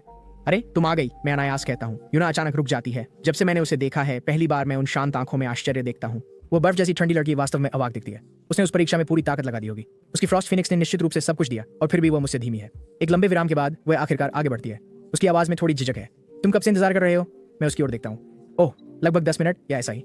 उसकी पुतलियां थोड़ी सी कुट जाती हैं। 10 मिनट, इसका मतलब है कि मेरे जानवर की शक्ति उसके फ्रॉस्ट फीनिक्स से कहीं अधिक है। मैं देखता हूं कि उसके कंधे पर बैठा फीनिक्स अपने पंख नाराजगी से फड़फड़ाता है, जैसे कि उसने अपने मालिक के विचारों को भांप लिया हो। यूना उसे शांत करने के लिए हाथ बढ़ाती है, फिर मेरी ओर सिर हिलाती है और हॉल के दूसरी ओर मुड़ जाती है। लेकिन उसकी ठंडी नजरें ल्योरा और मेरे बीच भटकती रहती हैं। समय चुपचाप बीतता है। तीसरे मार्ग में कोई हलचल नहीं दिखती। मेरा चेहरा गंभीर हो जाता है। स्काइलर के साथ कुछ हुआ होगा, नहीं तो उसे इतना समय नहीं लगता। यूना भी भौहें चढ़ाती है। इस साल हमने आखिरकार 3 ट्रिपल एस रैंक प्रतिभाएं इकट्ठी की हैं। अगर हम इसे अभी भी साफ नहीं कर सकते तो तभी मैं अपना निर्णय लूंगा। मैं अचानक खड़ा हो जाता हूँ। ल्योरा, हम जा रहे हैं। तुम कहाँ जा रहे हो? यूना घूमती है। मदद करने। 2 सरल शब्द, लेकिन मैं देखता हूँ कि उसकी आंखें चौड़ी हो जाती हैं। वो मुझे उस मार्ग की ओर जाते हुए देखती है जहाँ स्काइलर गया था। तुरंत मेरी मंशा समझ जाती है। क्या तुम पागल हो? उसकी सामान्यतः शांत आवाज वास्तव में ऊंची हो जाती है। दूसरा परीक्षण व्यक्तिगत क्षमता की परीक्षा लेता है। यदि कोई हस्तक्षेप करता है तो कठिनाई 3 गुना हो जाती है। अंतिम कमरे में 7वें स्तर के 10 जागृत उन्नत गोलेम होंगे, साथ ही संतुलन क्षेत्र भी होंगे। भले ही तुम मुझसे अधिक शक्तिशाली हो, तुम इसे साफ नहीं कर सकते। लेकिन मैं धीमा नहीं पड़ता। कमांडर वही ने वादा किया था कि मुझे चमकदार क्रिस्टल देंगे, चाहे मैं पास करूं या नहीं, लेकिन मुझे एहसान लेना पसंद नहीं है। ल्योरा, पूर्ण रिलीज। मेरी छोटी परी की आंखों में युद्ध की भावना जल उठती है। मेरी इच्छा उसका सर्वोच्च आदेश है। यूना की स्तब्ध दृष्टि के तहत ल्योरा पवित्र ज्वालाओं में नहाई हुई युद्ध देवदूत में बदल जाती है। लालिमा पूरे हॉल में फैल जाती है। ल्योरा, जैसे ही हम अंदर जाएं, तुरंत आधे गोलेम्स को बाहर निकालो, अन्यथा 10 संतुलन क्षेत्रों के साथ, यहां तक कि तुम भी दबा दी जाओगे। समझे? समझ गई स्वामी। उसकी प्रतिक्रिया में अभूतपूर्व गंभीरता है। हम एक साथ अंधेरे मार्ग में प्रवेश करते हैं। मैं इसे देख नहीं सकता, लेकिन मेरे पीछे यूना जमी हुई खड़ी है। पवित्र ज्वालाओं की मध्यम होती रोशनी उसकी बर्फीली नीली आंखों में प्रतिबिंबित होती है। फ्रॉस्ट मून, क्या हम सच में प्रतिभाशाली कहलाने के लायक हैं? अंधेरे मार्ग के भीतर मैं देखता हूं कि स्काइलर का युद्ध वृक्ष अपनी टेढ़ी मेढ़ी शाखाओं को उसके चारों ओर सुरक्षा के लिए लपेटे हुए है। एक और भारी मुक्का तने पर लगता है। एक जागृत स्तर 7 का परीक्षण गोलेम, जिसकी आंखें लाल चमक रही हैं। ट्रेंट के आयरन कर्टन बैरियर कौशल के बिना स्काइलर पहले ही समाप्त हो चुका होता। ट्रेंट की बैलों की चाबुक गोलेम के शरीर पर प्रहार करती है, लेकिन केवल उथल्ले निशान छोड़ती है। वे एक अजीब गतिरोध में फंसे हुए हैं। दत्त तेरी, ये परीक्षण गोलेम इतना मजबूत क्यों है? क्या ये परीक्षण वास्तव में मनुष्य के लिए पार करने के लिए है? मैं स्काइलर की आवाज सुनता हूँ, जो निराशा से भरी है, जब वह अपने ट्रेन पर लगातार हमलों को देखता है। उसके हमलों ने कोई वास्तविक नुकसान नहीं किया है। धातु से बने गोलेम्स शारीरिक प्रकार के जीवों जैसे युद्ध ट्रेन के प्राकृतिक प्रतिद्वंद्वी हैं, और इसे हराने के बाद 3 और जागृत स्तर 7 के गोलेम आगे के कमरों में इंतजार कर रहे हैं। मैं यहाँ से उसकी निराशा को लगभग महसूस कर सकता हूँ। जैसे ही वह हार मानने वाला होता है, एक भूकंप जैसी विस्फोट गहरी सुरंग से फूट पड़ती है। लाल और सफेद रोशनी ज्वार की लहर की तरह आगे बढ़ती है, तुरंत ही ट्रायल गोलेम को घेर लेती है। जब धूल बैठ जाती है तो स्काइलर की चौड़ी आंखों में एक आकृति दिखाई देती है जिसकी उसने कभी उम्मीद नहीं की थी। तुम यहाँ कैसे हो? उसकी आवाज गले में अटक जाती है। उसकी उंगलियां बेकाबू होकर कांप रही हैं। उसने कभी नहीं सोचा था कि उसे बचाने के लिए आने वाला व्यक्ति मैं होऊंगा, वही व्यक्ति जिसे उसने शुरुआत में ही नीचा समझा था। मैं लकड़ी के टुकड़ों से ढके युवा मालिक की ओर भौं उठाता हूँ। क्या उस गोलेम ने तुम्हें बेवकूफ युवा मालिक किन गिरा दिया? क्या तुम अपने उद्धारकर्ता को अब नहीं पहचानते? स्काइलर का चेहरा लाल हो जाता है। उसकी उंगली बार बार हवा में इशारा करती है, उन्मत्त छाप बनाते हुए, लेकिन वह एक पूरा वाक्य नहीं निकाल पाता। अब तुम जाग गए? मैं चिढ़ाने वाला लहजा छोड़ देता हूँ। चलने का समय हो गया है। मैंने पहले ही पिछले कमरे में ट्रायल गोलेम्स का ख्याल रख लिया है। पूरा मार्ग स्पष्ट है। जब मैं स्तब्ध स्काइलर को मुख्य हॉल में वापस लाता हूं तो यह आमतौर पर गर्वित महान परिवार का वंशज अभी भी सदमे में है। उसकी नजरें यांत्रिक रूप से मेरे और यूना के बीच बदलती रहती हैं, अंततः एक असंगत सत्य को स्वीकार करने के लिए मजबूर होती है। ये ग्रामीण लड़का न केवल उसे हरा चुका है, बल्कि राजधानी की नंबर 1 प्रतिभा से भी अधिक शक्तिशाली हो सकता है। यूना की ठंडी नजर मुझ पर ऐसे टिकी है जैसे मैं कोई तर्कहीन राक्षस हूं। मैंने सच में अकेले ही 3 गुना कठिनाई वाली परीक्षा को साफ किया। मैंने सच में 10 जागृत स्तर 7 उन्नत परीक्षा गोलेम्स को मारा। हम तीनों अंतिम परीक्षा शुरू करने की जल्दी नहीं करते। दूसरी परीक्षा पहले से ही काफी क्रूर थी। तीसरा और भी बुरा होगा। ये सुनिश्चित करने के लिए कि कुछ गलत ना हो, हमें पहले अपने जानवरों को उनकी चरम स्थिति में वापस लाना होगा। जब तीनों जानवर पूरी तरह से ठीक हो जाते हैं, यूना मेरी ओर चलती है। वो मेरे सामने रुकती है। उन बर्फीली नीली आंखों में वास्तव में भावनाएं लहराती हैं। तीसरी परीक्षा, उसकी आमतौर पर ठंडी आवाज हिचकिचाती है। तुम नेतृत्व करो। ये सुझाव मुझे चौंका देता है। मैं यूना के विचार से सहमत हूँ। स्काइलर अपनी छाती पर थपथपाता है। मेरा ट्रेंट मजबूत है। मैं निश्चित रूप से कुछ समय खरीद सकता हूँ। चूंकि वे दोनों जोर देते हैं, मैं सिर हिलाता हूँ। ठीक है, हमारी रणनीति तय करने के बाद हम गोलाकार हॉल के केंद्र की ओर चलते हैं। जैसे ही हमारे हाथ ठंडे पत्थर के मंच को एक साथ छूते हैं, पूरा हॉल भूतिया नीले रंग में जगमगा उठता है। एक यांत्रिक आवाज शून्य में गूंजती है। अंतिम परीक्षा की पुष्टि हुई, कार्यक्रम शुरू हो रहा है। हमारे सामने एक प्रकाश स्क्रीन खुलती है। खून लाल पाठ लगभग चिल्लाता है, अंतिम परीक्षा चेतावनी। नियम 1, एक बार शुरू होने पर परीक्षा को बीच में नहीं रोका जा सकता। नियम 2, केवल इसे साफ करके ही आप परीक्षा स्थान छोड़ सकते हैं। नियम 3, जो असफल होंगे वे यहाँ हमेशा के लिए रहेंगे। आगे बढ़ने की पुष्टि करें। मैं निचले दाएं कोने में छोटे अक्षरों की एक लगभग पारदर्शी पंक्ति देखता हूँ। जब से परीक्षण स्थल स्थापित किए गए हैं, अंतिम परीक्षण की सफलता दर 0.0% है। ये संदेश देखकर मेरा चेहरा गंभीर हो जाता है। पहले 2 परीक्षणों में यदि आप अभिभूत महसूस करते थे तो सुरक्षित क्षेत्र में लौटने से आपकी सुरक्षा होती थी, लेकिन अंतिम परीक्षण अलग है। यह तभी समाप्त होता है जब आप इसे साफ करते हैं। इसका मतलब है कि अगर हम तीनों असफल होते हैं तो हमारी जिंदगी यहीं समाप्त हो जाती है। मेरी नजर पहले स्काइलर पर पड़ती है। मेरे आश्चर्य के लिए यह बिगड़ा हुआ युवा मास्टर पूरी तरह गंभीर दिखता है। मैं तैयार हूँ। जाने से पहले बूढ़े आदमी ने स्पष्ट कर दिया, या तो इसे साफ करने की महिमा के साथ वापस आओ या फिर कभी कन परिवार के दरवाजे से अंदर मत आना। इससे भी महत्वपूर्ण, स्काइलर का सिर ऊपर उठता है। उसकी आंखों में विद्रोह भरा है। मुझे उस जिद्दी बूढ़े को दिखाना है कि उसका बेटा कोई कायर नहीं है जो मरने से डरता है। मैं एक पल के लिए चौंक जाता हूँ, फिर समझ में सिर हिलाता हूँ। यूना की ओर मुड़ता हूँ। ठंडी लड़की बस अपनी पलक थोड़ी उठाती है। आगे बढ़ो। 2 सरल शब्द, लेकिन पूर्ण दृढ़ता के साथ। उनके दोनों के चुनाव जानकर मैं मुस्कुराए बिना नहीं रह सकता। मैं गहरी सांस लेता हूं और बिना झिझक के यहाँ पर टैप करता हूं। एक गगनभेदी गर्जना के साथ विशाल चट्टानें गिरती हैं, एकमात्र बचने का रास्ता पूरी तरह से बंद कर देती हैं। हॉल के केंद्र में अचानक स्थान विकृत हो जाता है। एक विशाल धुंधला साया आकार लेने लगता है। जैसे जैसे ये ठोस होता जाता है, हवा में दम घोंटने वाला दबाव बढ़ता जाता है। जब मैं अंतिम परीक्षा के प्रतिद्वंद्वी को देखता हूं तो मेरी मुंह की मांसपेशियां अनायास ही फड़कने लगती हैं। ताकत और संरचना के आंकड़े 300 अंकों से अधिक, यहाँ तक कि इसकी कमजोर मानसिक शक्ति और गति के आंकड़े भी 250 अंकों तक पहुंचते हैं। क्या जागृत स्तर 5 के नौसिखिया बीस्ट मास्टर वास्तव में कुछ ऐसा साफ कर सकते हैं? स्काइलर और यूना भी इस विशाल गोलेम से निकलने वाली भारी उपस्थिति को स्पष्ट रूप से महसूस करते हैं। स्काइलर अनजाने में आधा कदम पीछे हट जाता है। मैं पूरी तरह से साकार हुए परीक्षण गोलेम को घूरता हूं। इसे मारने के तरीकों के बारे में मेरा दिमाग दौड़ रहा है। यदि लियोरा सेराफ मोड सक्रिय करती है तो उसके आंकड़े लगभग 300 अंकों तक बढ़ जाएंगे, जबकि उसकी सहन शक्ति और ताकत अभी भी इस जानवर से कम है। दिव्य निर्णय कौशल के बोनस के साथ मिलकर ये गोलेम की 340 अंकों की सहन शक्ति को तोड़ने के लिए पर्याप्त होना चाहिए। समस्या यह है कि यह परीक्षण गोलेम बस खड़ा नहीं रहेगा और लियोरा को हमला करने देगा। यहीं पर यून और स्काइलर के जानवर काम आते हैं। उन्हें लियोरा के लिए 3 सेकंड खरीदने की जरूरत है। यदि योजना विफल हो जाती है तो मेरी नजर लियोरा की अंतिम कौशल फाइनल रेक्वियम पर जाती है। यदि सेराफ मोड पहले से ही इतना शक्तिशाली है तो फाइनल रेक्वियम, जो उस रूप से भी आगे है, निश्चित रूप से इस अंतिम ट्रायल गोलेम को संभाल लेगा। लेकिन जब तक बिल्कुल आवश्यक न हो, मैं वास्तव में उस कौशल का उपयोग नहीं करना चाहता। इसे इस्तेमाल करने के बाद लियोरा एक निष्क्रिय अवधि में चली जाएगी। किसी को नहीं पता कि यह कितनी देर तक चलेगी। मैं उन विचलित करने वाले विचारों को एक तरफ रखता हूँ। कोई समस्या नहीं, हम ये कर सकते हैं। यूना, स्काइलर, मुझे चाहिए कि तुम लियोरा के लिए कम से कम 3 सेकंड खरीदो। मेरी आवाज सुनकर वे दोनों सख्त हो जाते हैं। चिंता मत करो भाई, मैं इस गोलेम को मार नहीं सकता, लेकिन समय खरीदना मेरा वॉर ट्रेंट ये संभाल सकता है। यूना भी सिर हिलाती है। फ्रॉस्टमून फीनिक्स आक्रमण में महान नहीं है, लेकिन नियंत्रण में उत्कृष्ट है। स्काइलर और मेरे बीच हम इस ट्रायल गोलेम को 3 सेकंड के लिए रोक सकते हैं। उनके जानवरों को देखकर मैं आशावादी नहीं हूँ। परीक्षण गोलेम के आंकड़े उनके मुकाबले लगभग 2 गुने हैं। इतनी बड़ी खाई के साथ 3 सेकंड भी खरीदना मुश्किल होगा, और इस गोलेम के पास कौशल भी है। लेकिन अब हमारे पास कोई विकल्प नहीं है। जुआ खेलने का समय। भेदन बाहरी क्षेत्र के राक्षसों ने तोड़ दिया है। उसी क्षण एक अंतिम तेज दरार के साथ अवरोध पूरी तरह से टूट जाता है। विशाल अंतराल से अनगिनत राक्षसी प्राणी कान फाड़ने वाली चीखों के साथ बाहर निकलते हैं, ज्वार की तरह आगे बढ़ते हुए। कमांडर वही राक्षसों की लहर को देखते हैं। उनका संप्रभु स्तरीय दबाव पूरे युद्ध क्षेत्र को कुचल रहा है। अगर इन राक्षस प्राणियों में से एक भी बच निकला तो भारी नुकसान होगा। महान युद्ध शुरू होने वाला है। राक्षस प्राणी बिना मौत के डर के लड़ते हैं, लेकिन सैनिकों के कमांडर वही हमारे लोंगशिया राष्ट्र के अभिजात वर्ग का नेतृत्व भी करते हैं। इस दरार को सील करने और लोंगशिया की पूरी रक्षा पंक्ति को एक में जोड़ने के लिए यह युद्ध कई दिनों से चल रहा है। परीक्षण स्थल पर वापस अग्रिम पंक्ति की अराजकता के विपरीत यहाँ अजीब सी शांति है। मेरे मन के सागर में जानवर की जगह की रूपरेखा पूरी तरह से ठोस हो गई है। विशाल मानसिक शक्ति ज्वार की तरह उमड़ रही है। इस कोर ने न केवल मुझे जानवर की जगह बनाने में मदद की, बल्कि मेरी मानसिक शक्ति को गुणात्मक रूप से बढ़ाया। लियोरा की प्रतिभा वृद्धि भी लगभग पूरी हो चुकी है। स्काइलर की चोटें जीवन के झरने से पोषित होकर बहुत पहले ही ठीक हो चुकी हैं। यूना का फ्रॉस्टमून फीनिक्स महाकाव्य ग्रेड प्रतिभा वृद्धि औषधि द्वारा उत्प्रेरित होकर सफलतापूर्वक 2 सितारा पौराणिक स्तर पर पहुंच गया। इसकी शक्ति आसमान छू गई। यूना, तुम्हें क्या लगता है कि एथन को जागने में और कितना समय लगेगा? 9 दिन हो चुके हैं। यूना उसे ठंडे तरीके से देखती है, बिना जवाब दिए बस अपने हाथों में फ्रॉस्टमून फीनिक्स को धीरे से सहलाती है। तभी अचानक हवा कांपने लगती है। मेरी मानसिक शक्ति हिंसक रूप से फूट पड़ती है, तूफान की तरह चारों ओर फैल जाती है। इस मानसिक शक्ति को महसूस करते हुए यूना की बर्फीली नीली आंखें आश्चर्य से चौड़ी हो जाती हैं। अलौकिक स्तर की मानसिक शक्ति।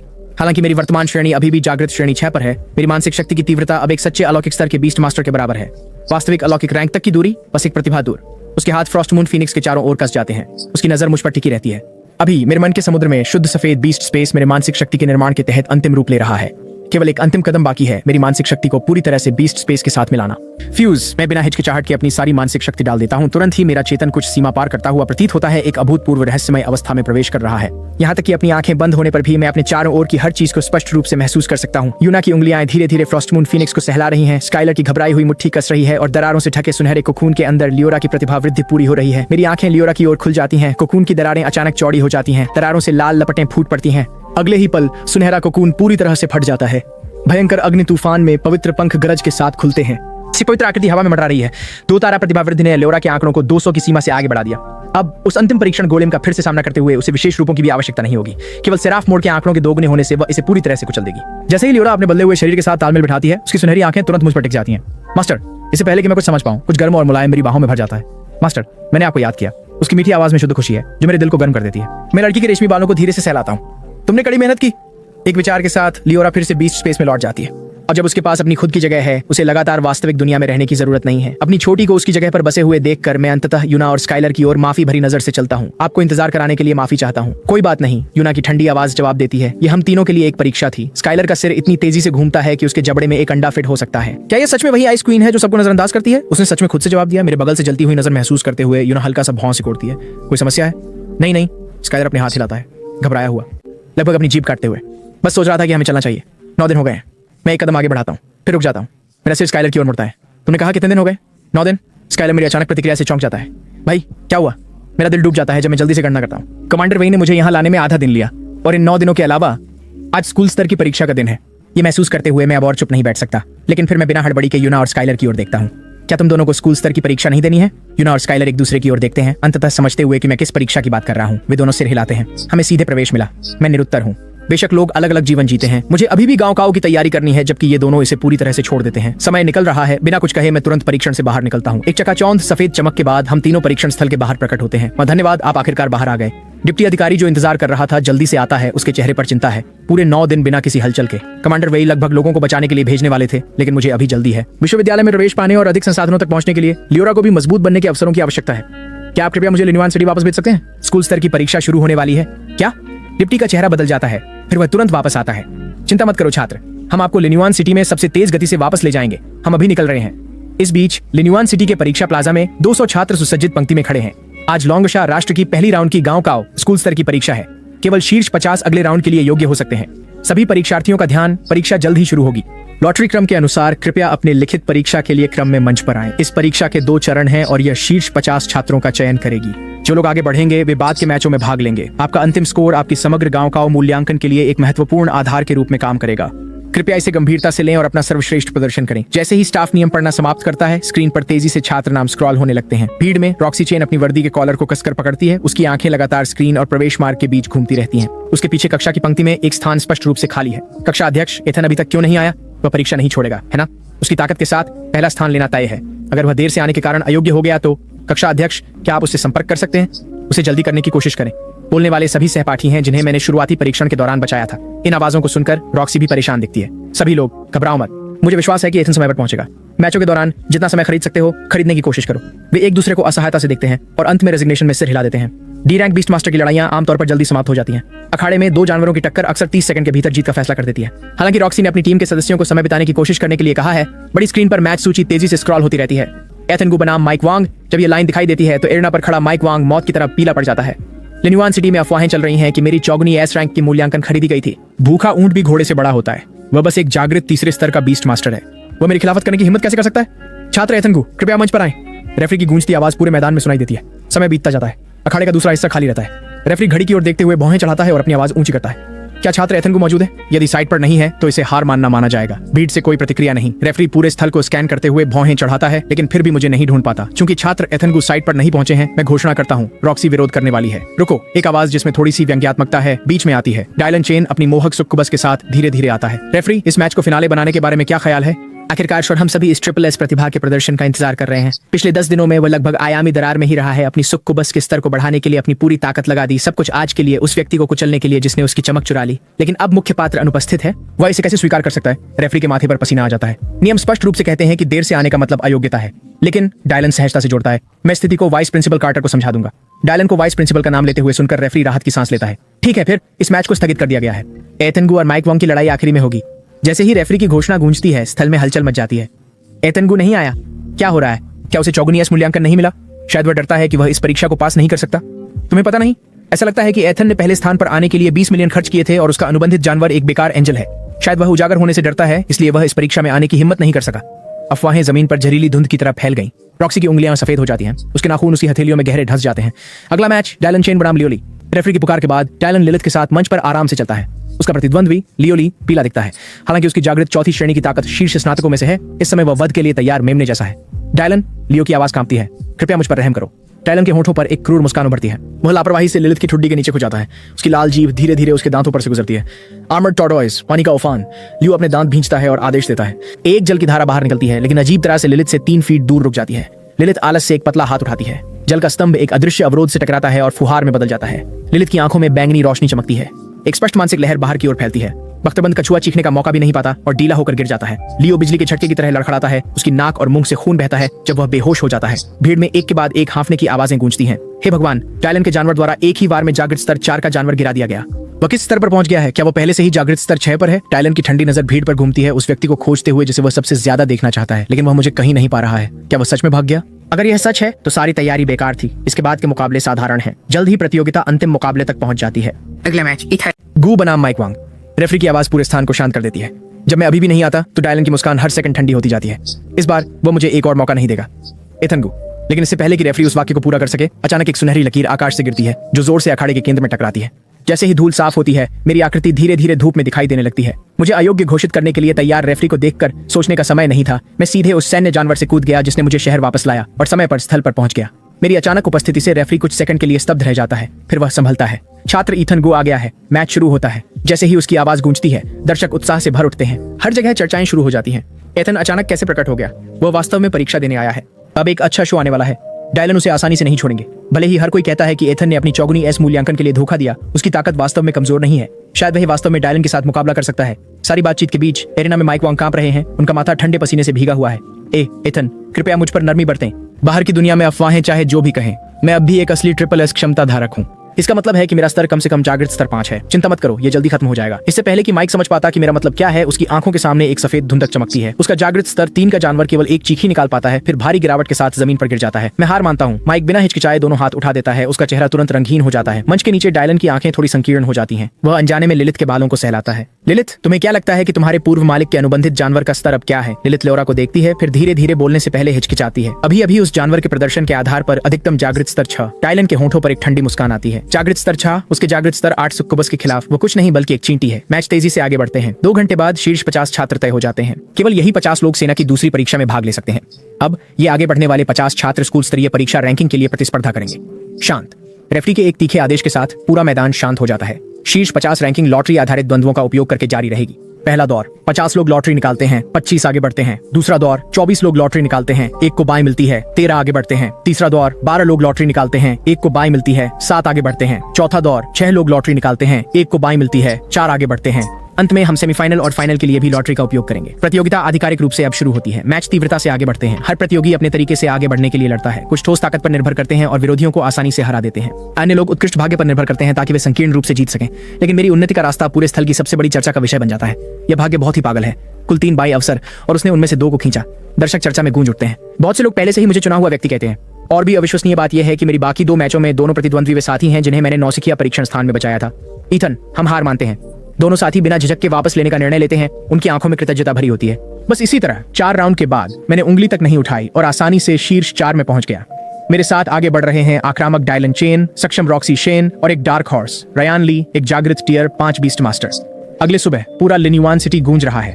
परीक्षा प्लाजा इतना भरा हुआ है कि आप उसमें से निकल नहीं सकते। यहाँ तक कि आसपास की इमारतों की छतें भी दर्शकों से भरी हुई हैं। देखो, वो चेयरमैन चेन है। उपाचार्य भी आए हैं। हे भगवान, यहाँ तक कि शहर के स्वामी भी बहुत महत्वपूर्ण व्यक्तियों के खंड में आए हैं। लिन्युआन सिटी के सबसे शक्तिशाली व्यक्ति एक एक करके अपनी सीटों पर बैठते हैं।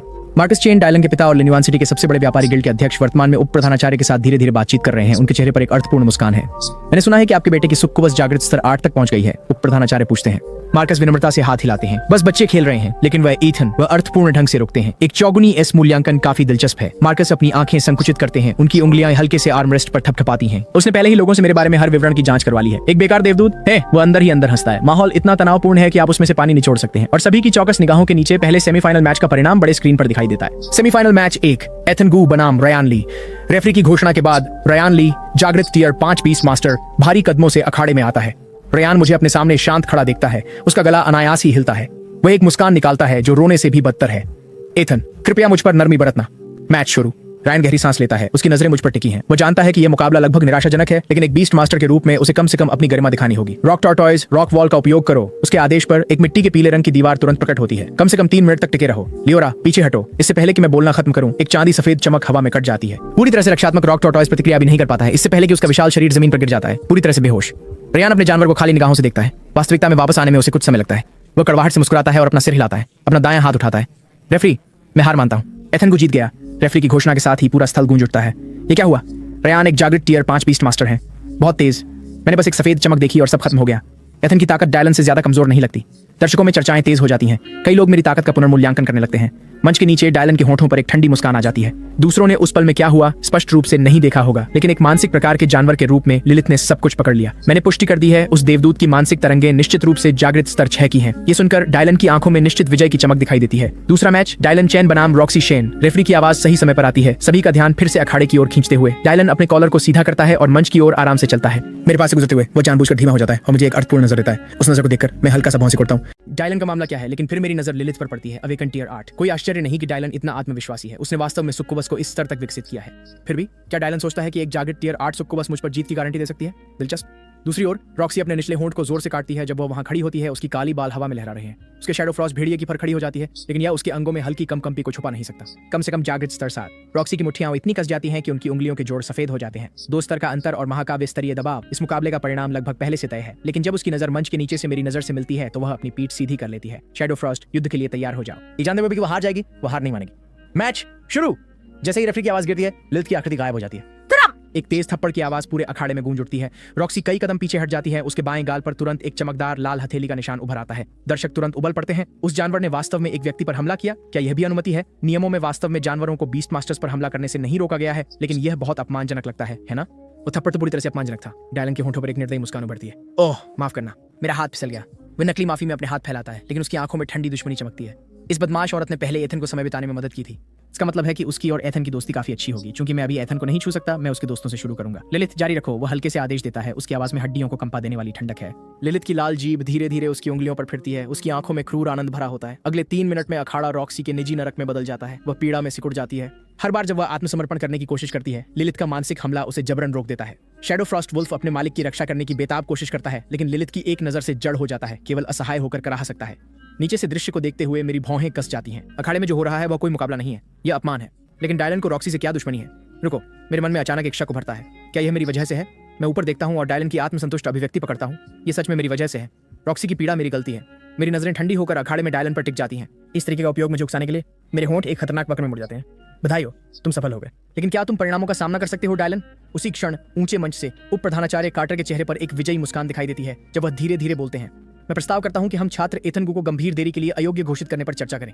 अंतिम अक्षर के उतरने से पहले ही अचानक एक कान फाड़ने वाली चीख आसमान में गूंज उठती है। हर कोई ऊपर देखता है और देखता है कि एक विशाल पक्षी जिसकी पंखों की चौड़ाई 30 मीटर से अधिक है, बादलों को चीरता हुआ आ रहा है। उसकी छाया तुरंत पूरे प्लाजा को ढक लेती है। ऊपर से एक गगनभेदी गर्जना गूंजती है। तुम्हारी हिम्मत कैसे हुई? मैं देखना चाहता हूं कि कौन प्रथम श्रेणी के सम्मान पदक प्राप्तकर्ता की गांव का पात्रता को अयोग्य ठहराने की हिम्मत करता है। कमांडर वेई की आकृति सबके सामने भूत की तरह प्रकट होती है। उसकी संप्रभु स्त्रीय आभा पूरे प्लाजा पर दबाव डालती है। हवा खुद जम सी जाती है। ये देखकर कि कौन आया है, उप प्राचार्य कार्टर की पुतलियां तेजी से सिकुड़ जाती हैं। उसके माथे पर पसीने की बूंदें घनी हो जाती हैं। ये दक्षिणी सैन्य जिले के सर्वोच्च कमांडर हैं। वह सिटी लॉर्ड जेवियर को नजरअंदाज कर सकते हैं, लेकिन कमांडर वेई के सामने बिल्कुल भी घमंड नहीं कर सकते। सर, आप स्वयं कैसे? कार्टर जल्दी से आगे बढ़ते हैं। उनकी कमर लगभग आधी झुकी हुई है। कमांडर वेई उसे ठंडेपन से देखते हैं और सीधे सिटी लॉर्ड जेवियर की ओर बढ़ते हैं। जेवियर, यहाँ क्या हो रहा है, समझाओ। इस समय सिटी लॉर्ड जेवियर अभी भी कमांडर वेई के पहले के बयान की जानकारी को पचा रहे हैं। अपने सदमे को दबाते हुए वह साइड पर हुई हर बात बताते हैं। हर वाक्य के साथ कमांडर वेई की अभिव्यक्ति और गहरी होती जाती है। जानवरों की चोरी, धोखाधड़ी को छुपाना, उसकी आंखों में गुस्सा साफ दिखाई देता है। जब वह सुनता है कि चेन पिता पुत्र वास्तव में मुझे अयोग्य घोषित करना चाहते थे, तो कमांडर वेई के पूरे शरीर से अचानक भयानक हत्या का इरादा फूट पड़ता है। कुछ समय पहले उसने यूना से सीखा कि पूरा एबिस ट्रायल लगभग पूरी तरह से मेरे प्रयासों के माध्यम से ही पूरा हुआ था। उसने सैन्य मामलों को संभालने के तुरंत बाद विशेष रूप से इस युवा नायक की व्यक्तिगत रूप से प्रशंसा करने के लिए यहाँ दौड़ लगाई। लेकिन अब नायक का अपमान हो रहा है। तुम लोग एथन गु की गांव पात्रता को अयोग्य करना चाहते थे। कमांडर वेई की आवाज 9वें स्तर के नर्क की बर्फ जैसी लगती है। हर शब्द में हड्डी चीर देने वाली हत्या की मंशा है। वाइस प्रिंसिपल कार्टर के घुटने जमीन पर जोर से टकराते हैं। उसके माथे से ठंडा पसीना बारिश की तरह बह रहा है। क्या कमांडर वेई, हमें सच में नहीं पता था कि छात्र एथन प्रथम श्रेणी के पदक प्राप्त करता है। हम तो बस नियमों का पालन कर रहे थे। लेकिन कमांडर वेई के चेहरे का भाव और गहराता देख वह जल्दी से अपनी बात बदलता है। क्योंकि परिस्थितियां विशेष हैं, हमें स्वाभाविक रूप से इसे विशेष रूप से संभालना होगा। मैं सोचते हैं छात्र एथन की परीक्षा योग्यता तुरंत बहाल कर दी जाती है। इस समय कार्टर कोई भी गुप्त इरादे रखने की हिम्मत नहीं करता। हालांकि मार्कस चेन अभी भी हार मानने को तैयार नहीं है, इसलिए वह हिम्मत जुटाकर बोलता है, कमांडर, भले ही वह प्रथम श्रेणी का पदक प्राप्त करता हो, उसे फिर भी नियमों का पालन करना चाहिए। ये सुनकर कार्टर तुरंत डर के मारे अपनी नजरें दूसरी ओर कर लेता है। मार्कस लिन्युआन सिटी में बहुत लंबे समय तक रहे हैं, कई वर्षों तक नियमों के भीतर जीते रहे हैं। ऐसा लगता है कि वह भूल गए हैं कि कुछ लोगों को नियमों का पालन करने की आवश्यकता नहीं होती, वे नियम बनाने वाले होते हैं। तुम क्या हो? तुम सोचते हो कि तुम मुझसे नियमों की बात कर सकते हो? एक कोड़े जैसी किक बिजली की तरह फटती है। मार्कस चेन टूटी हुई सैक्स की तरह हवा में उड़ता है, जोर से अखाड़े के केंद्र में गिरता है और वहीं बेहोश हो जाता है। मार्कस की दयनीय स्थिति देखकर कार्टर का शरीर ढीला पड़ जाता है, लगभग जमीन पर गिरने को होता है। कमांडर वे की नजर कार्टर पर लौटती है। तुम्हें पता है क्या करना है ना? कमांडर वे समझ गया। कार्टर की आवाज कांपती है जब वह खुद को खड़ा करने की कोशिश करता है। मैं इस परीक्षा के विजेता के रूप में एथेंगू की घोषणा करता हूँ। पूरा स्थान तुरंत एक अजीब चुप्पी में डूब जाता है, फिर जोरदार जयकारों से गूंज उठता है। दूसरों के उत्साह के विपरीत कार्टर को ऐसा लगता है जैसे वह बर्फ के तहखाने में गिर गया है। उसे नहीं पता कि आगे उसका क्या होगा, लेकिन कमांडर वे उस पर एक नजर भी नहीं डालते, बल्कि अखाड़े की ओर मुड़ जाते हैं। जब कार्टर सोचता है कि वह आपदा से बच गया है, कमांडर वे की आवाज धीरे धीरे आती है। तुम जैसे व्यक्ति को सिखाने और शिक्षित करने के लिए उपयुक्त नहीं है। खुद सैन्य मुख्यालय जाओ और अपना इस्तीफा सौंपो।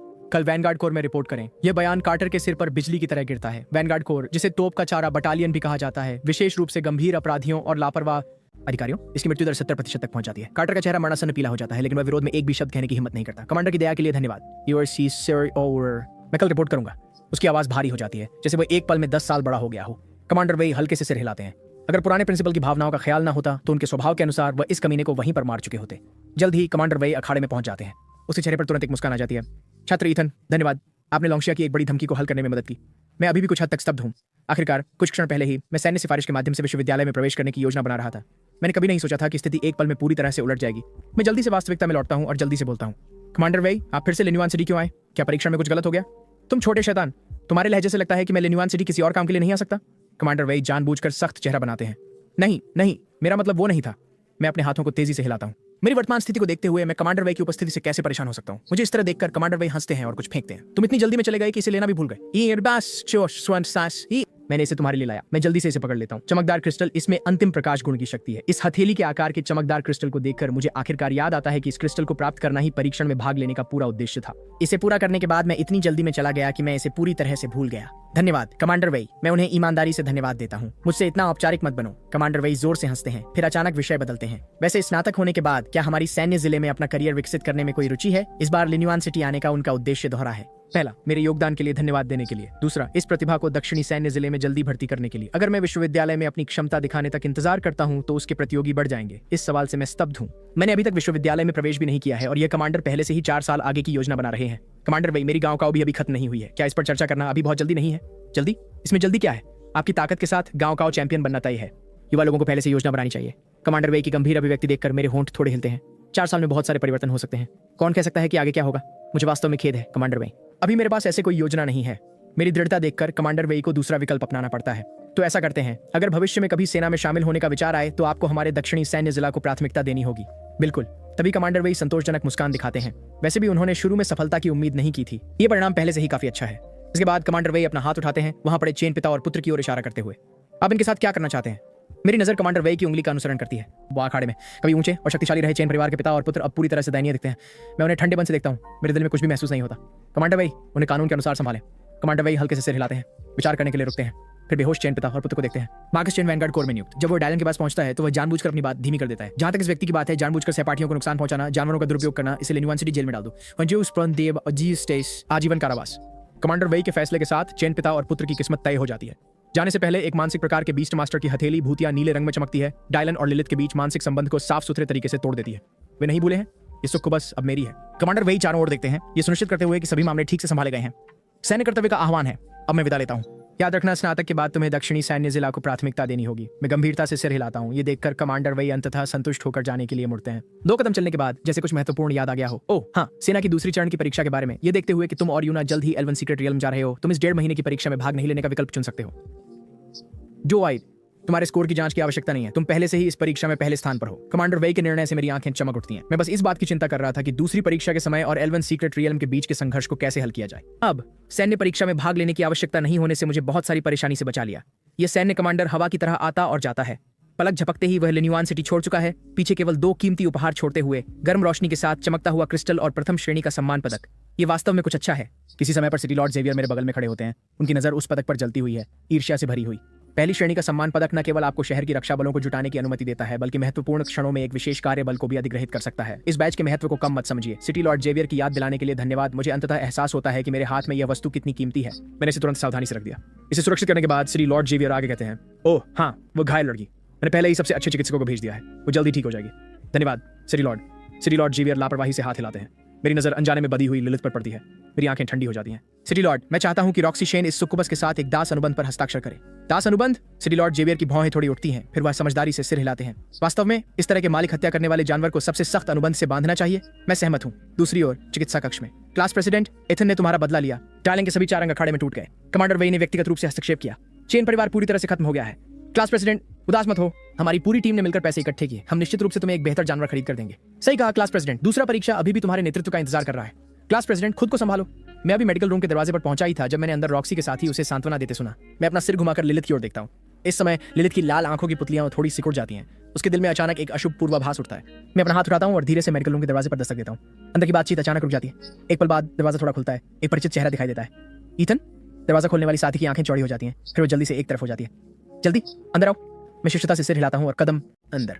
मेडिकल रूम के अंदर एक तेज तर्रार महिला साथी सबसे पहले प्रतिक्रिया करती है। तुरंत लोगों को बाहर निकालने लगती है। सब बाहर जाओ, बाहर। वो साथियों को बाहर की ओर ढकेलती है जैसे मुर्गियों को हाँक रही हो। जब बाकी सब चले जाते हैं तो रॉक्सी कंबल के कोने को पकड़ लेती है। उसके पैर की उंगलियां घबराहट में मुड़ जाती हैं। एथन, तुम यहाँ क्यों हो? आपकी चोटें मेरी वजह से हुई। मिलने आना तो सही है ना? रॉक्सी जल्दी से जवाब देती है। हम सब सहपाठी हैं। एक दूसरे की मदद करना सामान्य है। तुम्हें देखने के अलावा एक और बात है। वाक्य पूरा करते हुए मैं अपना सिर घुमाता हूँ। मेरी नजर लिलिथ पर पड़ती है। अभी लिलिथ के दिल में अशुभ पूर्वाभास और भी मजबूत होता जा रहा है। माफी मांगो। मेरी आवाज अचानक तेज हो जाती है। अचानक आदेश से चौंक कर लिलिथ तुरंत घुटनों के बल गिर जाती है। माफ करना, माफ करना। वो मशीनी रूप से माफी दोहराती है, लेकिन उसकी आंखें पूरे समय मुझ पर टिकी रहती हैं, बिना किसी सच्चे पछतावे के।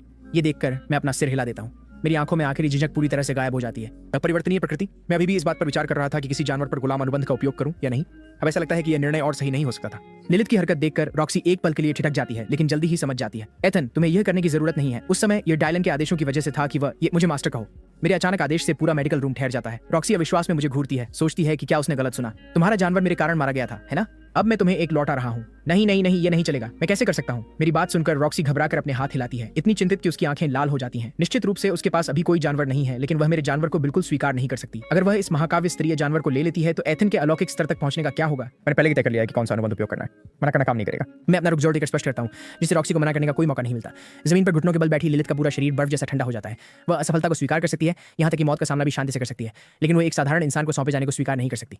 नहीं नहीं, मत करो। वो उसका अनुसरण नहीं करूंगी। लिलिथ अचानक उठ खड़ी होती है। उसकी गहरी बैंगनी आंखें लाल हो जाती हैं, जो असम से भरी होती हैं। एथन, भले ही मैंने एक बार तुम्हारे साथ विश्वासघात किया हो, तुम्हें मुझे इस तरह अपमानित नहीं करना चाहिए।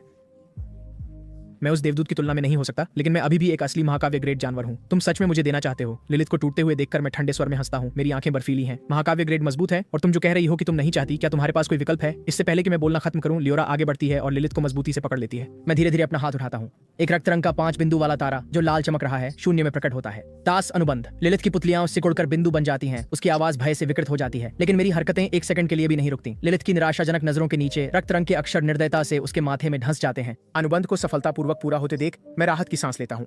यह पहली बार है जब मैं एक दास अनुबंध कर रहा हूँ। मुझे उम्मीद नहीं थी कि यह एक बार में सफल हो जाएगा। हालांकि क्योंकि रॉक्सी के पास केवल जागृत स्तर 5 की ताकत है, मूल रूप से जागृत स्तर 8 की लिलिथ का स्तर उसी के अनुसार गिर जाता है। लेकिन जैसे ही रॉक्सी का स्तर बढ़ेगा, लिलिथ की शक्ति तेजी से वापस बढ़ जाएगी। अब जाकर रॉक्सी को होश आता है। वह विश्वास में अपनी हथेली को देखती है। एक महाकाव्य स्तरीय जानवर इस तरह से उसका अनुबंधित जानवर बन गया, और वह भी एक पूरी तरह से आज्ञाकारी दास अनुबंध के साथ। लिलिथ जमीन पर घुटनों के बल बैठी है। उसके चेहरे पर अनिच्छा है, फिर भी अनुबंध की बाध्यता के कारण विरोध करने में असमर्थ है। अपमान के आंसू उसकी गहरी बैंगनी आंखों में चमक रहे हैं, लेकिन वह एक भी शिकायत का शब्द कहने की हिम्मत नहीं करती। ठीक है, मामला सुलझ गया। मैं अपने हाथ ताली बजाकर खड़ा हो जाता हूँ। इसके बाद मैं आखिरकार 2 दिन आराम कर सकता हूँ। क्लास प्रेसिडेंट, अगर और कुछ नहीं है तो मैं पहले निकलता हूँ। रॉक्सी मुझे वापस बुलाना चाहती है, लेकिन मैं चला जाता हूँ। मेरे जाते हुए को देखते हुए रॉक्सी अनायास ही मुझे रोकने के लिए हाथ बढ़ाती है, लेकिन अंततः कुछ नहीं कहती, बस अपना हाथ बेबस छोड़ देती है। अगले 2 दिनों में मैं शायद ही लियोरा के साथ लिन्युआन सिटी का आराम से दौरा कर पाता हूँ। भोजन से लेकर स्थानीय रीति रिवाजों तक मैं अपनी छोटी को सब कुछ अनुभव कराता हूँ, जब तक कि दूसरा परीक्षा शुरू नहीं हो जाता। उस दिन मैं लियोरा को सभा स्थल पर ले जाता हूँ और तुरंत एक अप्रत्याशित व्यक्ति को देखता हूँ। यूना। बर्फीले सफेद कपड़ों में लड़की शालीनता से चलती है। उसके साथ एक ऊर्जावान बुजुर्ग व्यक्ति है। तुम यहाँ क्या कर रही हो? मुझे देखकर यूना के कदम थोड़े रुक जाते हैं। उसकी ठंडी आंखों में हल्की सी घबराहट झलकती है। यूना अपने होंठ दबाती है, लंबे समय तक हिचकिचाती है, फिर धीरे धीरे बोलती है। गुप्त क्षेत्र। उसकी आवाज बहुत धीमी है।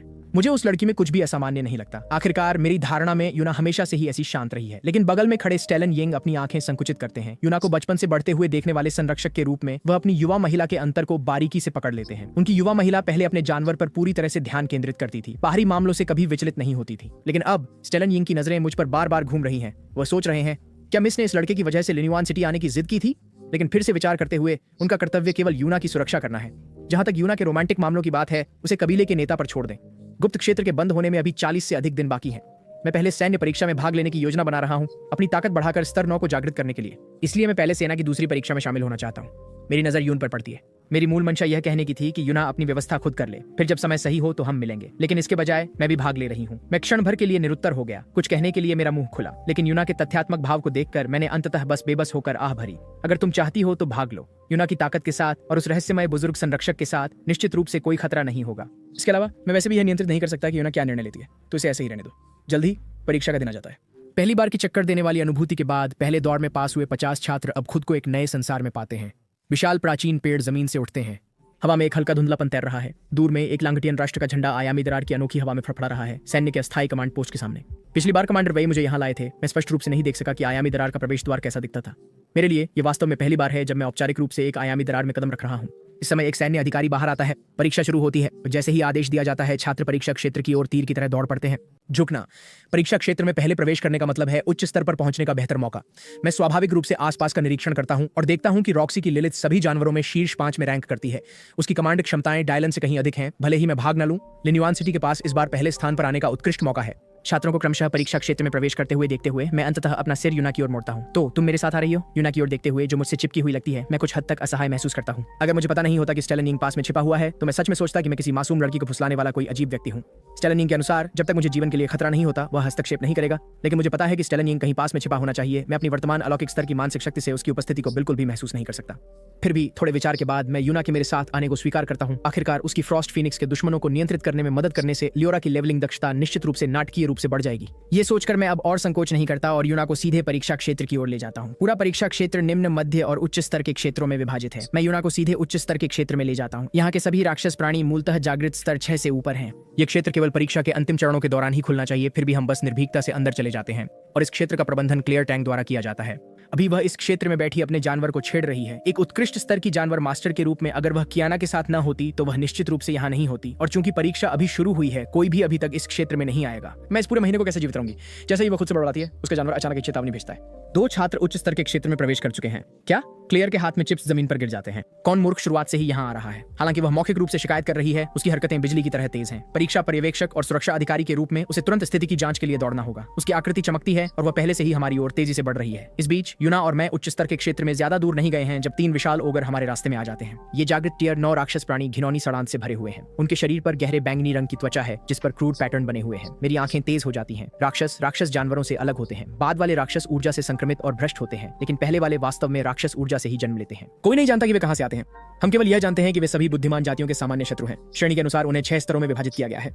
दानव सैनिक, दानव गार्ड, दानव जनरल, दानव प्रभु, दानव राजा, दानव देवता। सामान्य, elite, superior, epic, legendary, mythic के जानवर ग्रेड के अनुसार हमारे सामने ये तीनों ओगर सभी डेमन जनरल स्तर की अस्तित्व हैं। लेकिन इन तीनों राक्षसों को देखकर मैं वास्तव में प्रसन्न हूँ। उच्च स्तर के क्षेत्र में प्रवेश करने का पूरा उद्देश्य राक्षसों को मारकर स्तर बढ़ाना है। अब वे खुद हमारे पास आ रहे हैं। बिल्कुल सही। हालांकि जब क्लियर टैंक दृश्य पर पहुंचती हैं तो उनके सामने का दृश्य देखकर उनकी पुतलियां तेजी से सिकुड़ जाती हैं। 3 जागृत टियर 9 डेमन जनरल ग्रेड के ओगर ये बिल्कुल भी नए स्नातक बीस्ट मास्टर्स के लिए प्रतिद्वंद्वी नहीं है। उनकी नजर मुझ पर मैदान में खड़े युवा व्यक्ति पर पड़ती है और अचानक कुछ परिचित सा महसूस होता है। वह जल्दी से कियाना द्वारा दी गई फोटो निकालती हैं और तुलना करती हैं। क्या यह कियाना का छोटा भाई नहीं है? क्लियर हाँफती है। ये बच्चा परीक्षा के पहले दिन उच्च स्तर के क्षेत्र में क्यों जा रहा है? वह तुरंत युद्ध मुद्रा में आ जाती है। अगर उसकी सबसे अच्छी दोस्त का भाई उसकी नाक के नीचे चोटिल हो जाता है तो वह कभी कियाना का सामना नहीं कर पाएगी। लेकिन जैसे ही वह हस्तक्षेप करने वाली होती है, एक अविश्वसनीय दृश्य सामने आता है। हम न केवल भागते नहीं हैं बल्कि हम वास्तव में आक्रामक मुद्रा अपनाते हैं। इस समय यूना और मैं एक समझदारी भरी नजर का आदान प्रदान करते हैं। तुम नियंत्रण करो, मैं आउटपुट दूं। ठीक है? ठीक है। यूना के बोलने से पहले ही फ्रॉस्टमून फीनिक्स अपने पंख फैलाता है और चिल्लाता है, फ्रॉस्टफॉल स्टॉर्म। एक हड्डी कंपा देने वाला ठंडा तूफान बाहर की ओर फैलता है। तीनों ओगर्स तुरंत बर्फ के क्रिस्टल से ढक जाते हैं। उनकी गति तुरंत धीमी हो जाती है। स्वाभाविक रूप से मैं इस अवसर को नहीं चूकूंगा। लियोरा, दिव्य न्याय। लाल तलवार की रोशनी बिजली की तरह फटती है। केंद्र का ओगर अभी तक ठंड से मुक्त नहीं हुआ है कि उसे आधा काट दिया जाता है। बाकी के 2 राक्षस गुस्से में गरजते हैं, लेकिन लियोरा की भूतियां आकृति द्वारा तुरंत घेर लिए जाते हैं। हालांकि वह केवल जागृत टियर 4 है, उसके आंकड़े पहले से ही इन टियर 9 राक्षसों को कुचल देते हैं। तलवार की रोशनी फिर से चमकती है। दोनों ओगर गिर जाते हैं। जैसे ही 3 नीली रोशनी के गुच्छे मेरे माथे में समा जाते हैं, लियोरा की आभा अचानक बढ़ जाती है। फिर से स्तर बढ़ गया। जागृत स्तर 7 तक बढ़ते हुए लियोरा के आंकड़े फिर से बढ़ जाते हैं। मैं उसके गुणों का मोटे तौर पर अनुमान लगाता हूँ। अब साधारण जागृत टियर 9 जानवर भी लियोरा के आंकड़ों की बराबरी नहीं कर सकते। पास में फ्रॉस्टमून फीनिक्स भी इस लड़ाई के कारण जागृत टियर 7 तक पहुंच जाता है। दूर सब कुछ देखते हुए क्लेयर टैंग अविश्वास में अपनी आंखें मलती है। उसने एक बार कियाना से मजाक में कहा था कि एक प्रतिभाशाली का भाई बहन निश्चित रूप से बुरा नहीं होगा, लेकिन अपनी आंखों से देखकर उसे एहसास होता है कि वह कितनी गलत थी। ये बुरा नहीं है, ये तो सीधे सीधे राक्षसी है। 2 जागृत टियर 6 बीस्ट मास्टर्स ने मिलकर 3 जागृत टियर 9 डेमन जनरल्स को ऐसे काट दिया जैसे सब्जी काट रहे हों। उसे पता है कि जब वह जागृत टियर 6 पर थी तो एक जागृत टियर 8 डेमन जनरल से निपटना भी बेहद मुश्किल था। क्लेयर अनायास ही निकल जाती है। उसे अपनी पहले की राय के लिए माफी मांगनी चाहिए। इस तरह की ताकत के साथ नेशनल गार्जियन अकादमी शायद उसे भर्ती करने के लिए पूरी कोशिश करेगी। हमारे आंकड़ों को गहराई में जाते हुए देखते हुए क्लेयर अचानक कियाना के चेहरे के भाव को देखने के लिए उत्सुक हो जाती है। जब वो अपने भाई की शक्ति देखेगी, वह एक टूटी हुई पंखों वाली परी थी जिसे पूरी दुनिया ने छोड़ दिया था। लेकिन जिस क्षण मैंने उसे देखा, मैंने एक पल के लिए भी संकोच नहीं किया। मैंने अपनी महाकाव्य श्रेणी की सुंदरी लिलित के साथ अपना अनुबंध समाप्त कर दिया, जिसने मुझे धोखा दिया था, और इसके बजाय इस परी के साथ अपने पहले सच्चे साथी के रूप में बंधन बना लिया। स्कूल में सभी मुझ पर हंसते थे, मुझे बेवकूफ कहते थे। मैं बस मुस्कुराया और कुछ नहीं कहा। फिर मैंने अपनी सारी चीजें बेच दी, 3 दुर्लभ सामग्री इकट्ठा की और उसके छिपे हुए रक्त संबंध 12 पंखों वाले देवदूत को सक्रिय किया। अभी परीक्षण मैदान के अंदर मैं देखता हूँ कि स्काइलर अपने युद्ध वृक्ष को आदेश देता है कि वह अपनी जड़ों से परीक्षण गोलेम को जकड़ ले। जैसे ही मेरा आदेश गिरता है, स्काइलर युद्ध वृक्ष को हमला करने का निर्देश देने में समय नहीं लगाता, और जब वह आगे बढ़ रहा है, मैं भी बस खड़ा नहीं हूँ। लगभग एक साथ लियोरा के चारों ओर लाल अंगारे भड़क उठते हैं। उसका सिराफ मोड़ पूरी तरह से सक्रिय हो जाता है और वह आग की एक जलती हुई लकीर में बदल जाती है, सीधे गोलेम की ओर बढ़ती है। मैं क्यों उड़ता हूँ? अपने फिन इसको फ्रॉस्टफॉल स्टॉर्म छोड़ने लगाओ, इसके जोड़ों को जमा दो। समझ गई? फ्रॉस्टमून फिन।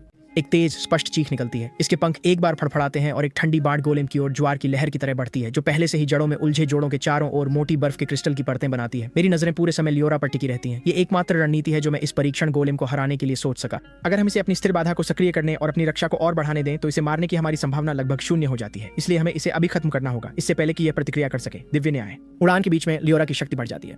उसके सिराफ पंख उसके पीछे आग की शानदार लकीरें छोड़ते हैं। जब तक वह गोलेम के पास पहुंचती है, उसके चारों ओर जलती हुई आग सूरज की तरह चमक रही होती है। ये देखकर स्काइलर और यूना दोनों की आंखें उत्साह से चमक उठती हैं। वे इसे स्पष्ट रूप से महसूस कर सकते हैं। लियोरा का दबाव अभी परीक्षण गोलेम के बराबर है। जब तक हमारा नियंत्रण बना रहता है, हम निश्चित रूप से इस परीक्षण को पार कर लेंगे। लेकिन मेरा चेहरा गंभीर बना रहता है। मेरी नजरें परीक्षण गोलेम पर टिकी हैं और मेरे पेट में बेचैनी एक उठती हुई लहर की तरह मचल रही है। ये बहुत आसान है, सब कुछ बहुत आसानी से हो रहा है।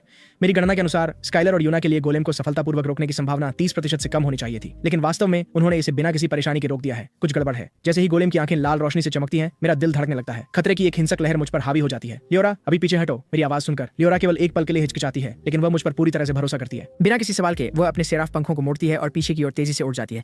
उसी क्षण वॉर ट्रेंड की जड़ें इंच दर इंच टूट जाती हैं। फ्रॉस्टमून फीनिक्स की बर्फ कुछ ही सेकंड में पिघल जाती है। ट्रायल गोलेम दोनों मुट्ठियों को एक साथ मारता है और उन्हें उल्का प्रहार की तरह जमीन में धकेल देता है। एक हिंसक झटका बाहर की ओर फटता है, फर्श टूट जाता है और मलबा हर जगह उड़ने लगता है। लियोरा मुश्किल से हमले से बचती है। उसका दिल तेजी से धड़कता है। अगर वह गोलेम की भयानक 340 पॉइंट की ताकत और कौशल वृद्धि के साथ आधा सेकंड भी धीमी होती तो सेराफ मोड में भी वह हमला उसे गंभीर रूप से घायल कर देता या सीधे मार डालता। लियोरा को सुरक्षित निकलते देख मैंने राहत की सांस ली, लेकिन जब मैं युद्ध क्षेत्र को देखता हूं तो मेरा सीना फिर से कस जाता है। मैं सही था। ये परीक्षण गोलेम कोई बेवकूफी भरा निर्माण नहीं है, इसमें युद्ध की बुद्धिमत्ता है। इसका असली लक्ष्य शुरू से ही लियोरा था। ये केवल युद्ध वृक्ष और फ्रॉस्टमून फीनिक्स द्वारा रोके जाने का नाटक कर रहा था ताकि उसे पास लाया जा सके, फिर घात लगाकर मैदान पर सबसे बड़े खतरे को खत्म किया जा सके। गोलेम का वार चूक जाता है। उसकी लाल यांत्रिक आंखें युद्ध वृक्ष की ओर मुड़ती हैं। स्काइलर, ट्रेंड को पीछे खींचो। लेकिन अब बहुत देर हो चुकी है। गोलेम बिजली की तरह चलता है। लगभग उसी क्षण जब मैं चिल्लाता हूँ, ये धुंधला हो जाता है, सीधे वॉर ट्रेंड की ओर बढ़ता है। ट्रेंड जल्दी से एक लोहे की पर्दा बांधा उठाता है, लेकिन अंतराल को पाटना असंभव है। एक भारी धमाके के साथ वॉर ट्रेन टूटे हुए पतंग की तरह उड़ता हुआ गोलाकार कक्ष की दीवार से टकराता है और पत्थर में गहराई तक धंस जाता है। ये स्पष्ट नहीं है कि ये जीवित भी है या नहीं। गोलेम की नजर फिर से बदलती है। इस बार फ्रॉस्टमून फीनिक्स पर टिक जाती है। लियोरा, फीनिक्स को बचाओ। अगर फ्रॉस्टमून फीनिक्स को ऐसा झटका लगता है तो यह परीक्षण असफल हो जाएगा। सौभाग्य से लियोरा की गति की स्थिति गोलेम से लगभग 50 अंक अधिक है। वह एक लाल प्रकाश की लकीर में बदल जाती है, फीनिक्स को खतरे के क्षेत्र से बाहर खींच लेती है। ठीक उसी समय जब गोलेम की विशाल मुट्ठी नीचे गिरती है, उसके सिराफ पंख गर्मी की लहरें उठाते हैं। लियोरा मेरे बगल में फीनिक्स के साथ स्थिरता से उतरती है, फिर अपने पंख फैलाकर हमें अपने पीछे ढाल देती है और दूर खड़े ट्रायल गोलेम को सतर्कता से घूरती है। लड़ाई का रुख बदल गया है। स्काइलर बेहोश है, वॉरट्रेंट निष्क्रिय हो गया है और हमारी पूरी घात योजना इस गोलेम की युद्ध प्रवृत्तियों के सामने धराशायी हो गई है। यूना का चेहरा तनावपूर्ण है। वह मेरी ओर मुड़ती है, उसकी आवाज धीमी है। एथन, अब हम क्या करें? मैं तुरंत जवाब नहीं देता। मेरा दिमाग दौड़ रहा है। मेरी आंखें ट्रायल गोलेम और लियोरा के बीच घूम रही हैं। जागृत, रैंक 9, भारी आंकड़े। जब तक मैं लियोरा की अंतिम कौशल का उपयोग नहीं करता, इस चीज को सीधे हराने का लगभग कोई तरीका नहीं है। लेकिन अगर मैं ऐसा करता हूं तो मेरा एकमात्र जानवर शीत निद्रा में चला जाएगा और लियोरा की वृद्धि बहुत अधिक विलंबित हो जाएगी। जैसे ही मैं अपने विकल्पों पर विचार कर रहा हूं, यूना अचानक एक दृढ़ आवाज में बोलती है, अगर मैं इसे रोक सकती हूं तो क्या तुम इसे एक ही बार में खत्म कर सकते हो? मैं उसकी ओर देखता हूं। मेरी आंखों में आश्चर्य झलकता है। फिर मैं फीनिक्स की कौशल सूची देखता हूँ और तुरंत उसकी योजना समझ जाता हूँ। फ्रॉस्टमून फीनिक्स की अंतिम कौशल से जानवर कमजोर हो जाएगा, लेकिन इसकी कीमत लियोरा की तुलना में कम गंभीर है। मेरी नजरें लियोरा पर लौटती हैं और मैं बिना हिचकिचाए सिर हिलाता हूँ। अगर तुम इसे नियंत्रित कर सकती हो तो लियोरा निश्चित रूप से इस गोलेम को गिरा सकती है। यूना की आंखों में दृढ़ संकल्प चलता है। फ्रॉस्टमून फीनिक्स, फ्रॉस्ट बाइंडिंग का उपयोग करो। जैसे ही उसका आदेश गिरता है, फ्रॉस्टमून फीनिक्स का शरीर चमकदार बर्फीले नीले प्रकाश में फूट पड़ता है। मेरी पुतलियां सिकुड़ जाती हैं। मेरी आंखों के सामने एक नया डेटा पैनल दिखाई देता है। अपनी अंतिम कौशल को सक्रिय करने से पहले फीनिक्स की मानसिक स्थिति 200 अंकों से ऊपर जाती है और हर अन्य स्थिति 100 अंकों से बढ़ जाती है। तो यह ऐसे काम करता है। जानवर की अंतिम कौशल जानवर की स्थिति को बढ़ाकर कौशल के प्रभाव को बढ़ाती है। लियोरा, तैयार हो जाओ। मेरे आदेश को सुनकर लियोरा की एम्बर आंखें लाल आग से जलती हुई परीक्षण गोलेम पर टिक जाती हैं। उसके शरीर के चारों ओर की आग की तीव्रता बढ़ जाती है। उसी समय फीनिक्स की आभा अपनी चरम सीमा पर पहुंच जाती है। बर्फ और आग, दो पूरी तरह से विपरीत ऊर्जाएं परीक्षण क्षेत्र में उथल पुथल मचा रही हैं। ठंड और लपटें पूरे युद्ध क्षेत्र में एक दूसरे में उलझ रही हैं। परीक्षण गोलेम स्पष्ट रूप से खतरे को महसूस करता है। उसकी आंखें लाल चमकती हैं। स्थिर बाधा, एक काले धात्विक चमक वाली ढाल तुरंत प्रकट होती है। लेकिन फ्रॉस्टमून फीनिक्स की अंतिम कौशल बाहर से अंदर की ओर नहीं जमती। ये बिल्कुल विपरीत है। एक तीव्र चटकने की आवाज के साथ बर्फ के क्रिस्टल अचानक बाधा के अंदर बनते हैं, गोलेम के पूरे शरीर को ढकते हुए। ठंड इसकी सतह पर भयानक गति से फैलती है। इसके शरीर पर हमला होते ही गोलेम की स्थिर बाधा तुरंत टूट जाती है। एथन, जल्दी करो। फीनिक्स की बर्स्ट स्थिति केवल 5 सेकंड तक रहती है। मैं इस मौके को बर्बाद नहीं कर रहा हूं। लियोरा, अब एक लाल चमकती हुई रेखा हवा में चीरती है। लियोरा एक गिरते हुए तारे की तरह आगे बढ़ती है। उसकी जलती हुई तलवार सीधे गोलेम के यांत्रिक सिर की ओर लक्षित है। दिव्य न्याय, ब्लेड मिश्र धातु की खोपड़ी से टकराता है। एक कान फाड़ने वाली धातु की चीख निकलती है। जलती हुई तलवार धीरे धीरे गोलेम के सिर में धंसती है। पिघला हुआ धातु और जलते हुए चिंगारी टकराव पर फूट पड़ते हैं। जब हम सब सोचते हैं कि परीक्षण समाप्त होने वाला है, तभी जमे हुए गोलेम की आंखों से अचानक अंधाधुंध खून लाल रोशनी फूट पड़ती है। काले धुएं जैसी ऊर्जा उसके जोड़ के सीमों से निकलती है। तुरंत उसकी सतह पर जमी बर्फ को गलाने लगती है। यूना और मैं दोनों ठिठक जाते हैं। हमारी पुतलियां फैल जाती हैं। ये क्या है? मेरी दृष्टि में स्थिति पैनल तेजी से विकृत हो रहा है। डेटा पुनर्व्यवस्थित हो रहा है। कोड परिवर्तन। यूना और मैं एक दूसरे की आंखों में देखते हैं और हम दोनों एक साथ हाँफते हैं। सारी रहस्यमय बातें अचानक समझ में आ जाती हैं। हेबिस ट्रायल की कठिनाई इतनी पागलपन भरी क्यों है? प्रवेश की आवश्यकता अवेकनेड रैंक 5 है, लेकिन अंतिम दुश्मन ट्रांसेंडेंट टियर के करीब है। पूरा ट्रायल स्थान दानवी ऊर्जा से प्रभावित हो गया है। इसके प्रभाव में गोलेम के आंकड़े धीरे धीरे बढ़ रहे हैं। यदि ये चीजें निर्जीव संरचनाएं नहीं होती तो उनका विकास और भी भयानक होता। जल्द ही गोलेम के सिर को ढकने वाली बर्फ में दरारें बनने लगती हैं। ये फिर से गतिशील हो जाता है और इसकी नजर धीरे धीरे बदलती है। सीधे यूना और मुझ पर टिक जाती है। भ्रष्ट होने के बाद इसकी बुद्धिमत्ता स्पष्ट रूप से बढ़ गई है। दो शक्तिशाली जानवर एक बात है, लेकिन अगर यह पहले उनके मालिकों को मार देता है, हम दोनों के भीतर हड्डियों तक ठंडक दौड़ जाती है। ट्रायल गोलेम की नजर हम पर एक विषैले सांप की तरह टिक जाती है। एक तेज दरार की आवाज के साथ गोलेम के शरीर को ढकने वाली बर्फ बाहर की ओर फट जाती है। उसकी यांत्रिक भुजा चौंकाने वाली गति से चलती है। उड़ते हुए बर्फ के टुकड़े को पकड़ लेती है। एक पल में ये निशाना लगाना, चार्ज करना और फेंकने की प्रक्रिया पूरी कर लेता है। बर्फ का टुकड़ा एक घातक प्रकाश की चमक बन जाता है जो सीधे यूना के गले की ओर बढ़ता है। फ्रॉस्टमून फीनिक्स एक दिल दहला देने वाली चीख निकालता है। इसे रोकने के लिए उड़ने की कोशिश करता है, लेकिन अपनी अंतिम कौशल का उपयोग करने के बाद वो मुश्किल से खड़ा हो सकता है। चलना तो दूर की बात है, वो केवल असहाय होकर देख सकता है जैसे मौत उसके मालिक के करीब आती है। यूना का दिमाग खाली हो जाता है। मौत की छाया उसे घेर लेती है। बर्फ के टुकड़े की ठंडी चमक उसकी आंखों में तेजी से फैलती है। लियोरा, दिव्य सुरक्षा। मेरी गर्जना परीक्षण क्षेत्र में गूंजती है। एक पल में एक चमकदार सुनहरा अवरोध दिव्य ढाल की तरह उतरता है। यूना को पूरी तरह से घेर लेता है। ये लियोरा की 4 मुख्य क्षमताओं में से एक है, दिव्य सुरक्षा, एक अंतिम रक्षा जो एक घातक हमले को पूर्ण निश्चितता के साथ रोक सकती है। बर्फ का टुकड़ा सुनहरी बाधा से जोरदार टकराता है, लेकिन यह इस दिखने में नाजुक दीवार को तोड़ नहीं पाता। यूना को सुरक्षित देखकर मैं पीछे मुड़ता हूँ। मेरी नजर परीक्षण गोलेम पर टिक जाती है। अब इस राक्षस का सामना करते हुए, जिसके सभी आंकड़े 400 हैं, मेरे पास लियोरा की अंतिम कौशल का उपयोग करने के अलावा कोई विकल्प नहीं है। इस क्षण लियोरा को लगता है कि वह मेरे गहरे विचारों को समझ रही है। वह अचानक अपनी सुनहरी आंखें उठाती है। उनमें अडिग दृढ़ संकल्प चमक रहा है। मास्टर, मैं यह कर सकती हूँ। लियोरा की सुनहरी पुतलियां तीव्रता से सिकुड़ती हैं। गोलेम की गर्दन की दरार में घूरती है। बस थोड़ा और मजबूत, बस थोड़ा और। उसके सीने में इनकार की एक ज्वाला जल रही है जो उसके शरीर के चारों ओर की आग से भी अधिक गर्म है। वह अपने स्वामी को उसके कारण वह उलझन भरा भाव नहीं दिखाने देगी। वह फिर से अपने कमजोर शक्तिहीन रूप को स्वीकार नहीं करेगी। परीक्षण गोलेम की लाल इलेक्ट्रॉनिक आंखें अचानक लियोरा की ओर मुड़ जाती हैं। उसकी यांत्रिक भुजा से एक कठोर धात्विक चीख निकलती है। अगर ये मालिकों को नहीं मार सकता तो ये सबसे खतरनाक देवदूत को पहले नष्ट कर देगा। लियोरा, पीछे हटो। मेरी चीख हताश है, लेकिन इस बार लड़की 1 इंच भी नहीं हिलती और अपनी पूरी शक्ति अपनी तलवार में डाल देती है। इस बार मैं लाल लपटें आकाश की ओर भड़क उठती हैं। उसके 4 हल्के पंख अपनी पूरी सीमा तक फैल जाते हैं और इससे भी अधिक चौंकाने वाला उसके पीछे 2 अतिरिक्त पारदर्शी पंखों की आकृतियां दिखाई देती हैं। आग के समुद्र में एक 6 पंखों वाले देवदूत का भूत प्रकट होता है, पवित्र और प्रभावशाली। लियोरा के आंकड़े देखकर मेरी पुतलियां सिकुड़ जाती हैं। बिल्कुल फ्रॉस्टमून फीनिक्स की तरह वो एक विशेष स्थिति में है, लेकिन लियोरा ने अपनी अंतिम कौशल भी सक्रिय नहीं की है। यूना अभी भी अपनी सांस पकड़ते हुए लड़खड़ाते हुए खड़ी होती है। जब उसकी नजर लियोरा पर पड़ती है तो उसकी पुतलियां बिंदु तक सिकुड़ जाती हैं। गंभीर स्थिति। मैं उसकी ओर सिर घुमाता हूँ। मेरे चेहरे पर उलझन साफ दिखाई देती है। क्रिटिकल स्टेट क्या है? मेरे परिवार के प्राचीन रिकॉर्ड के अनुसार जब किसी जानवर की प्रतिभा और इच्छा अपनी चरम सीमा पर होती है तो उनके इस स्थिति में प्रवेश करने की थोड़ी संभावना होती है। ये अत्यंत दुर्लभ है और इसके लगभग कोई दुष्प्रभाव नहीं होते। हालांकि स्टेट बूस्ट अल्टीमेट स्किल से थोड़ा कम होता है। कोई साइड इफेक्ट न होने की बात जानकर मेरे सीने का बोझ आखिरकार हल्का हो जाता है। मेरी नजरें फिर से युद्ध के मैदान के केंद्र पर टिक जाती हैं। इस समय ट्रायल गोलेम का यांत्रिक हाथ लियोरा से बस 1 इंच की दूरी पर जम जाता है। पूरी तरह से एक रक्त लाल ऊर्जा ढाल द्वारा रोका गया। उसकी लाल आंखें हिंसक रूप से चमकती हैं और उसके शरीर के अंदर की दानवी ऊर्जा अनियंत्रित रूप से कांपती है। गोलेम की धारणा में इस जानवर से निकलने वाली आभा अब उसके बराबर या उससे भी अधिक हो गई है। खतरा, अत्यधिक खतरा। इस समय लियोरा के मन में केवल एक ही विचार चल रहा है, मुझे जीतना है। मर जाओ। उस धरती को हिला देने वाली गर्जना के साथ जमी हुई तलवार अचानक चकाचौंध करने वाली रोशनी से फूट पड़ती है। द लेड हवा में चीरता है और समय जैसे थम जाता है। पूर्ण शक्ति के सामने गोलेम का मिश्र धातु शरीर टिश्यू पेपर की तरह फट जाता है। एक गगन भेदी धमाके के साथ विशाल यांत्रिक ढांचा जमीन पर गिरता है। जैसे ही इसका कोर अंधेरा होता है, मलबे से एक शुद्ध नीला ऊर्जा गोला उठता है जो हवा में 2 भागों में बढ़ जाता है। राक्षसी प्राणियों को मारना ही जानवरों के स्तर को बढ़ाने का एकमात्र तरीका है और अब जब इस गोलेम को भ्रष्ट कर दिया गया है तो ये एक राक्षसी इकाई के रूप में गिना जाता है। नीले गोले को अवशोषित करने के बाद लियोरा का शरीर चमकदार सुनहरी रोशनी से चमक उठता है। मुझे अपनी मानसिक शक्ति फिर से बढ़ती हुई महसूस होती है। Level up. मैं अपने पैनल पर तेजी से बढ़ते नंबरों को देखता हूँ। मेरी उंगलियां हल्के से कांप रही हैं। बिल्कुल पागलपन। सामान्य जागृत रैंक 8 के जानवरों की प्रत्येक आंकड़े में लगभग 150 अंक की सीमा होती है, लेकिन लियोरा सभी आंकड़ों में 180 के करीब पहुंच रही है। मैं लियोरा की ओर देखता हूं, लेकिन वह जैसे किसी लकवा मारने वाले जादू से प्रभावित हो गई हो वैसे जमी हुई है। उसके प्रकाश के पंख अभी भी पूरी तरह फैले हुए हैं, लेकिन वह पूरी तरह से स्थिर है। मेरा दिल एक धड़कन छोड़ देता है। सबसे बुरी स्थिति मेरे दिमाग में चमकती है। कुछ गड़बड़ है। बिना सोचे मैं आगे बढ़ता हूँ, लेकिन जब मैं पास पहुंचता हूं तो मुझे एहसास होता है कि छोटी परी बस खाली हवा में मुस्कुरा रही है। उसके गाल असामान्य रूप से लाल हो गए हैं। मैंने कर दिखाया। मास्टर निश्चित रूप से खुश होंगे। जैसे ही मैं वहां खड़ा हूं, लियोरा की मूर्खतापूर्ण मुस्कान देखकर हंसी और निराशा के बीच फंसा हुआ हूं। सामने की पत्थर की दीवार अचानक गड़गड़ाती है और धीरे धीरे दोनों ओर खुल जाती है। एक दिव्य दूर की आवाज परीक्षण स्थान में गूंजती है। प्राचीन परीक्षा पास करने वाले सभी को बधाई। जैलवन कबीले का आशीर्वाद आपके साथ है। चमकदार हरी रोशनी हवा में बुनती है। 3 क्रिस्टल स्पष्ट रैंकिंग क्रिस्टल में संघनित होती है। अंतिम मूल्यांकन एथन ट्रिपल एस रैंक इतिहास में सबसे उच्च, यूना डबल एस रैंक उत्कृष्ट, स्काइलर एस रैंक अच्छा। तुरंत बाद ऊपर से 3 अलग अलग रंगों की किरणें नीचे आती हैं। मैं एक चमकदार सुनहरे स्तंभ में घिरा हुआ हूँ और मेरे मन में एक के बाद एक सूचनाएं बज रही हैं। प्राप्त हुआ बीस्ट टैलेंट एनहांसमेंट पोशन लेजेंडरी ग्रेड। प्राप्त हुआ बीस्ट स्पेस कोर। प्राप्त हुई एल्वेन रियलम की। गुप्त क्षेत्र मार्ग को अनलॉक करें।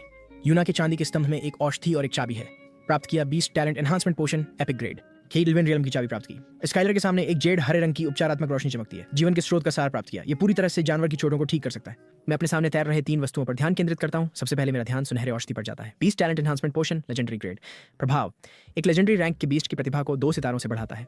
औषधि का विवरण देखकर मेरी सांस तेज हो जाता है। 2 स्टार प्रतिभा छलांग लियोरा के आंकड़ों को एक और बड़े अंतर से बढ़ाने के लिए पर्याप्त है। बीस्ट स्पेस कोर एक पारदर्शी हीरे के आकार का क्रिस्टल है जिसके अंदर तारों की रोशनी जैसी कण बह रही है। बीस्ट स्पेस कोर पौराणिक श्रेणी। प्रभाव एक बीस्ट मास्टर को समय से पहले एक पूर्ण बीस्ट स्पेस बनाने की अनुमति देता है। इसका विवरण पढ़ने के बाद मुझे झटका लगता है। समय से पहले एक पूर्ण बीस्ट स्पेस बनाना आमतौर पर आपको एक व्यक्तिगत बीस्ट स्पेस को संक्षिप्त करने के लिए ट्रांसेंडेंट टियर तक पहुंचने की आवश्यकता होती है, लेकिन स्कोर के साथ मैं इसे अवेकन टियर के दौरान कर सकता हूं। ये खेल को दौड़ने वाला है। जहां तक अंतिम वस्तु की बात है, मैं थोड़ा भ्रमित हूं। मैं इस चाबी के बारे में कोई जानकारी नहीं देख सकता। मैं हाथ बढ़ाकर इसे हल्के से छूता हूं। चाबी एक प्रकाश की धारा में बदल जाती है, मेरे माथे में समा जाती है। जानकारी की बाढ़ आ जाती है। L1 burial realm. प्रवेश की शर्त सभी 3 चाबियां इकट्ठा करें। शेष समय 49 दिन 23 घंटे 59 मिनट। चेतावनी समय सीमा के बाद स्थायी रूप से समाप्त हो जाएगा। सभी कुंजी की जानकारी को संसाधित करने के बाद मुझे अंततः समझ में आया कि यह किसके लिए है। यह परीक्षण मूल रूप से एक परीक्षा थी। केवल वे प्रतिभाशाली जो इसे पास करते हैं उन्हें एल्वन बरियल रियल में प्रवेश करने और पीछे छोड़ी गई विरासत का दावा करने का अधिकार मिलता है। पकड़ क्या है? प्रवेश के लिए आपको सभी 3 कुंजियों की आवश्यकता है। अब अभी मेरे पास एक है, यूना के पास दूसरा है और आखिरी का पता अभी भी अज्ञात है। इन 3 वस्तुओं को देखते हुए मेरी नजर अंततः पारदर्शी बीस्ट स्पेस कोर पर टिक जाती है। यही कोर मुझे अगले स्तर पर ले जाएगा। एक बार जब मैं सफलतापूर्वक अपने बीस्ट स्पेस को संकुचित कर लूंगा तो लियोरा की वृद्धि अब केवल राक्षसों का शिकार करने तक सीमित नहीं रहेगी। वह बीस्ट स्पेस में कभी भी कहीं भी प्रशिक्षण ले सकेगी। साथ ही हम इस स्पेस के माध्यम से नई रणनीतिक संयोजन खोलेंगे जिससे वास्तविक समन्वित युद्ध प्राप्त होगा। बिना किसी हिचकिचाहट के मैं अपने हाथ में तारों की रोशनी बिखेरते हुए कोर को सक्रिय करता हूँ। पारदर्शी क्रिस्टल तुरंत एक प्रकाश की किरण में बदल जाता है जो सीधे मेरे माथे में प्रवेश करता है। एक पल में मानसिक शक्ति की एक लहर मेरे मन समुद्र में ज्वार की तरह उमड़ पड़ती है। मेरे बीस्ट स्पेस की पहले धुंधली रूपरेखा अब तेजी से आकार ले रही है। हर विवरण दिखाई देने वाली गति से बन रहा है। उसी समय लियोरा ऊपर देखती है। जैसे ही गोल्डन टैलेंट एनहांसमेंट पोशन एक चमकदार सुनहरी किरण में बदल जाता है, उसे पूरी तरह से घेर लेता है। शक्तिशाली ऊर्जा तरंगें गोलाकार कक्ष में फैल रही हैं। विकास शुरू होता है। इस बीच परीक्षण स्थल के बाहर आकाश में सांझ फैल रही है जैसे बिखरा हुआ खून। कमांडर वेई रक्षा पंक्ति के अग्रभाग में खड़े हैं। उनके पीछे सैकड़ों सैनिक पंक्तिबद्ध हैं। उन्होंने पहले ही दूसरे चेक पॉइंट के बाद छोड़ी गई दरार को भारी सुरक्षा के साथ सुरक्षित कर लिया है। अब केवल अंतिम चेक पॉइंट बचा है। एक बार जब वे तीनों इसे पार कर लेंगे तो पूरे लोंगशिया राष्ट्र की रक्षा रेखा बिना किसी रुकावट के जुट जाएगी। उसके बाद नए बीस्ट मास्टर्स को लेवल अप करना काफी आसान हो जाएगा। आधा दिन हो गया है, तीसरा चेक पॉइंट अभी तक साफ नहीं हुआ है। क्या आपको लगता है कि वे असफल हो गए? डिप्टी धीरे से पूछता है। उसकी आवाज में हिचकिचाहट है। कमांडर वे की नजरें नहीं हटती, सामने की सील की गई बाधा पर मजबूती से टिकी रहती हैं। मुझे उन पर विश्वास है। 5 छोटे निर्णायक शब्द हथौड़े की तरह लगते हैं। डिप्टी रुकता है, फिर समझ में सिर हिलाता है। सच में ये परीक्षण समूह हाल के वर्षों में सबसे मजबूत है। अगर वे इसे नहीं तोड़ सकते तो कोई नहीं कर सकता। अचानक एक तेज टूटने की आवाज सन्नाटा तोड़ देती है। इसे सुनकर कमांडर वे और डिप्टी दोनों एक साथ अपनी गर्दन घुमाते हैं। अवरोध मुहर टूट रही है। इसका मतलब है कि उन तीनों ने इसे पार कर लिया। सभी इकाइयां ध्यान दें। कमांडर वेई की गर्जना हवा को हिला देती है। अवरोध मुहर टूटी। युद्ध के लिए तैयार हो जाओ। सैकड़ों सैनिक एक साथ जवाब देते हैं, जी सर। उनकी आवाजें गड़गड़ाहट की तरह गूंजती हैं। जैसे ही अंतिम दरार की गूंज सुनाई देती है, अवरोध मुहर पूरी तरह से टूट जाती है। विशाल दरार से अनगिनत राक्षसी जीव तीव्र चीखें निकालते हुए ज्वार की तरह आगे बढ़ते हैं। कमांडर वही राक्षसों की लहर को देखते हैं। उनका सॉवरेंटियर जानवर का दबाव पूरे युद्ध क्षेत्र को ढक लेता है। अगर इनमें से एक भी राक्षस बच निकला, उनकी आंखें तेज हो जाती हैं। सैन्य न्याय किया जाएगा। युद्ध शुरू होने वाला है। ऊंचे मंच पर सिटी लॉर्ड जेवियर देखते हैं कि रॉक्सी फिर से सुक्कुबस के मानसिक हमले से लड़खड़ा जाती है। वह अंततः खुद को रोक नहीं पाता। उप प्रधानाचार्य कार्टर, क्या आपको नहीं लगता कि यह मुकाबला बहुत आगे बढ़ गया है? कार्टर की मुस्कान एक पल के लिए जम जाती है, फिर वह उसे पहले से भी अधिक चमकदार बनाकर वापस लाता है। सिटी लॉर्ड, आप ज्यादा सोच रहे हैं। युवा लोग अभ्यास करते समय अनिवार्य रूप से थोड़ा कठोर हो जाते हैं। डायलन का हमेशा अच्छा निर्णय रहा है, क्या आप नहीं कहेंगे? कार्टर, बिल्कुल सही कह रहे हैं। उनके बगल में बैठे मार्कस तुरंत बोल पड़ते हैं, मेरा लड़का जानता है कब पीछे हटना है।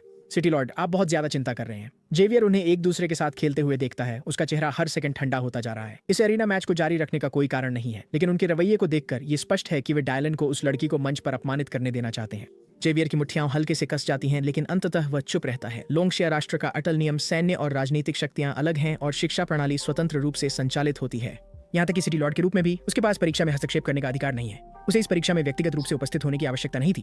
वह केवल इसलिए आया क्योंकि वह उस चौगुने एस रैंक प्रतिभाशाली के बारे में जिज्ञासु था, जिसे कमांडर वही ने व्यक्तिगत रूप से ले जाया था। लेकिन एथन की कार्रवाई देखने के बजाय वह इन दो मस्खरों को देखकर अपना मूड खराब कर रहा है। जेवियर ठंडे स्वर में नाक सिकोड़ता है और कुछ नहीं कहता, लेकिन डायलन पर उसकी नजरें और ठंडी हो जाती हैं। नीचे अखाड़े में डायलन ऊबता हुआ लगता है। वह आलस से हाथ हिलाता है और लिलिथ तुरंत अपने हमले रोक देती है। डायलन आराम से रॉक्सी के पास जाता है। तो मुझे बताओ, तुम्हारा एथन के साथ क्या रिश्ता है? तुम पहले उसके लिए समय क्यों बर्बाद करने को तैयार थी? रॉक्सी अपने सिर को उठाने के लिए संघर्ष करती है, खून का एक घूंट थूकते हुए। कभी नहीं बताऊंगी। डायलन की मुस्कान गहरी हो जाती है, लेकिन यह सबको सिहरन से भर देती है। कोई चिंता नहीं, तुम्हारा उसके साथ रिश्ता मेरे लिए वास्तव में मायने नहीं रखता। बस एक सवाल का जवाब दो और मैं तुम्हें सम्मान के साथ आत्मसमर्पण करने दूंगा। कैसा है? रॉक्सी की ठंडी नजर देखकर वो बिना रुके आगे बढ़ता है। तुम्हारे हिसाब से कौन ज्यादा ताकतवर है, मैं या एथन? जवाब देने से पहले अच्छी तरह सोच लो। वो आखिरी कुछ शब्दों पर जानबूझकर जोर देता है, लेकिन रॉक्सी अचानक हंस पड़ती है। उसकी ठुड्डी से खून टपकता है, लेकिन उसकी आंखों में व्यंग्य छिप नहीं सकता। डायलन, तुम दयनीय हो। क्या बस इतना ही है? वह हर शब्द को धीरे धीरे उच्चारित करती है। तुम एथन के स्तर के आसपास भी नहीं हो। ये शब्द एक बेड की तरह काटते हैं। तुरंत डायलन के मुखौटे को भेजते हैं। उसकी पुतलियां तेजी से सिकुड़ती हैं और उसका चेहरा एक पल के लिए मरोड़ खा जाता है। बहुत अच्छा। वह अचानक सीधा खड़ा हो जाता है और लिलिथ की ओर उंगलियां चटकाता है। लिलिथ की लाल जीभ उसके होंठों पर फिसलती है। उसकी आंखों में विकृत उत्तेजना चमक रही है।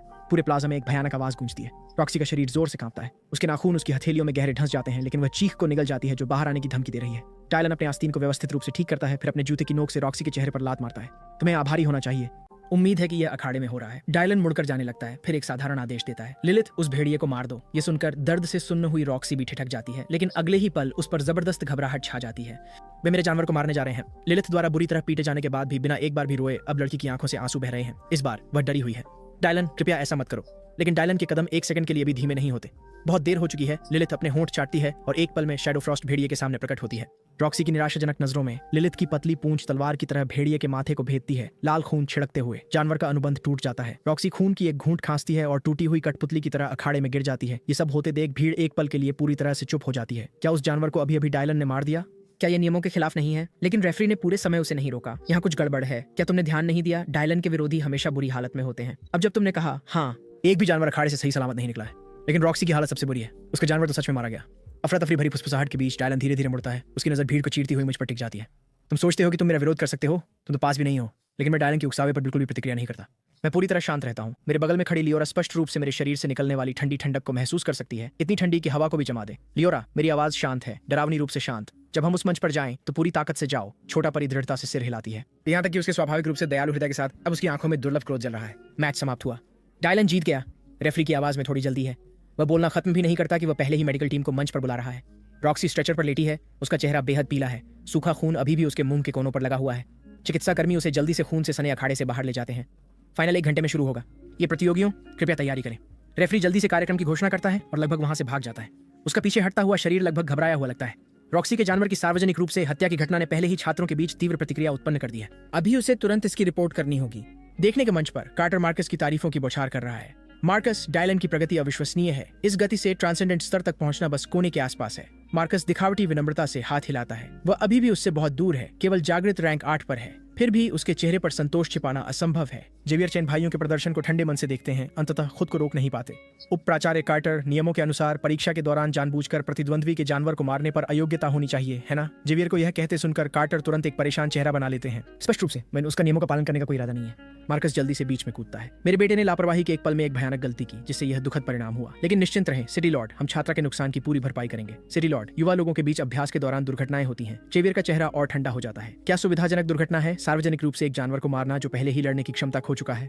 इतनी स्पष्ट क्रूरता और आप दोनों इसे एक साधारण गलती के रूप में टाल रहे हैं। क्या आप मुझे नगरपाल मूर्ख समझ रहे हैं? क्या आप लिन्युआन शहर की पूरी आबादी को मूर्ख समझ रहे हैं? तभी जो रेफरी पहले गया था जल्दी से वापस आता है। नगरपाल, अध्यक्ष चेन, उप प्राचार्य कार्टर आलस से एक पलक उठाता है। क्या बात है? रेफरी ने घबराते हुए चारों ओर देखा। उसका गला कई बार हिला और फिर वह धीरे से बोला, कई छात्रों ने पिछले मैच पर आपत्ति जताई है। कार्टर और मार्कस ने एक अर्थपूर्ण नजर का आदान प्रदान किया।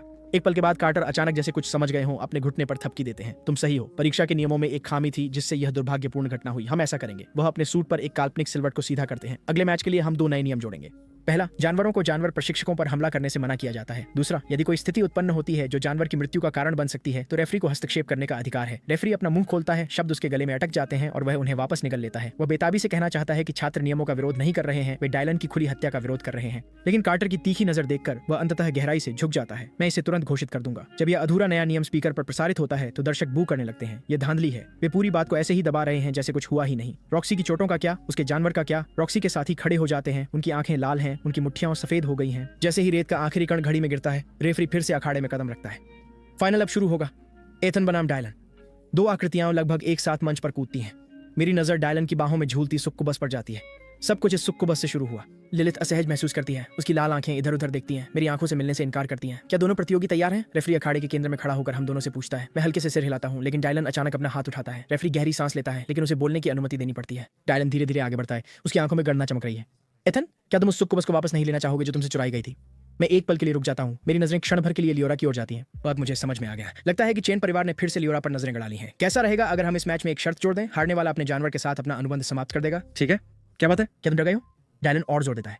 ये कुछ ऐसा था जो मार्गस ने विशेष रूप से उसे मैच से पहले करने के लिए कहा था। उस एंजल की प्रतिभा कम से कम महाकाव्य रैंक की है। डायलन के अलौकिक स्तर पर पहुंचने के करीब होने के बावजूद उसके पास अभी भी एक जानवर की कमी है। डायलन के इस छोटे से प्रदर्शन को देखकर मैं लगभग जोर से हंस पड़ता हूँ। यह हास्यास्पद है। एक जानवर जो साथी होने वाला है उसे एक शर्त के रूप में इस्तेमाल किया जा रहा है। मैं मना करने ही वाला था कि अचानक एक स्पष्ट आवाज पूरे अखाड़े में गूंज उठी।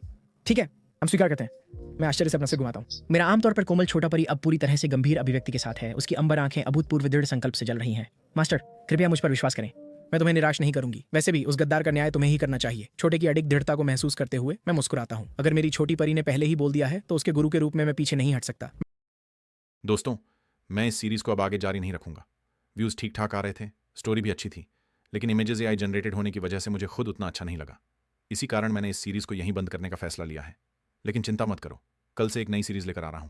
और अगर तुम सच में इस सीरीज का नया पार्ट देखना चाहते हो तो 1000 लाइक पूरा कर दो। हालांकि मुझे पता है ये लगभग इम्पॉसिबल है, इसलिए ही बोल रहा हूं। आखिर में बस एक बात, सब्सक्राइब करना मत भूलना।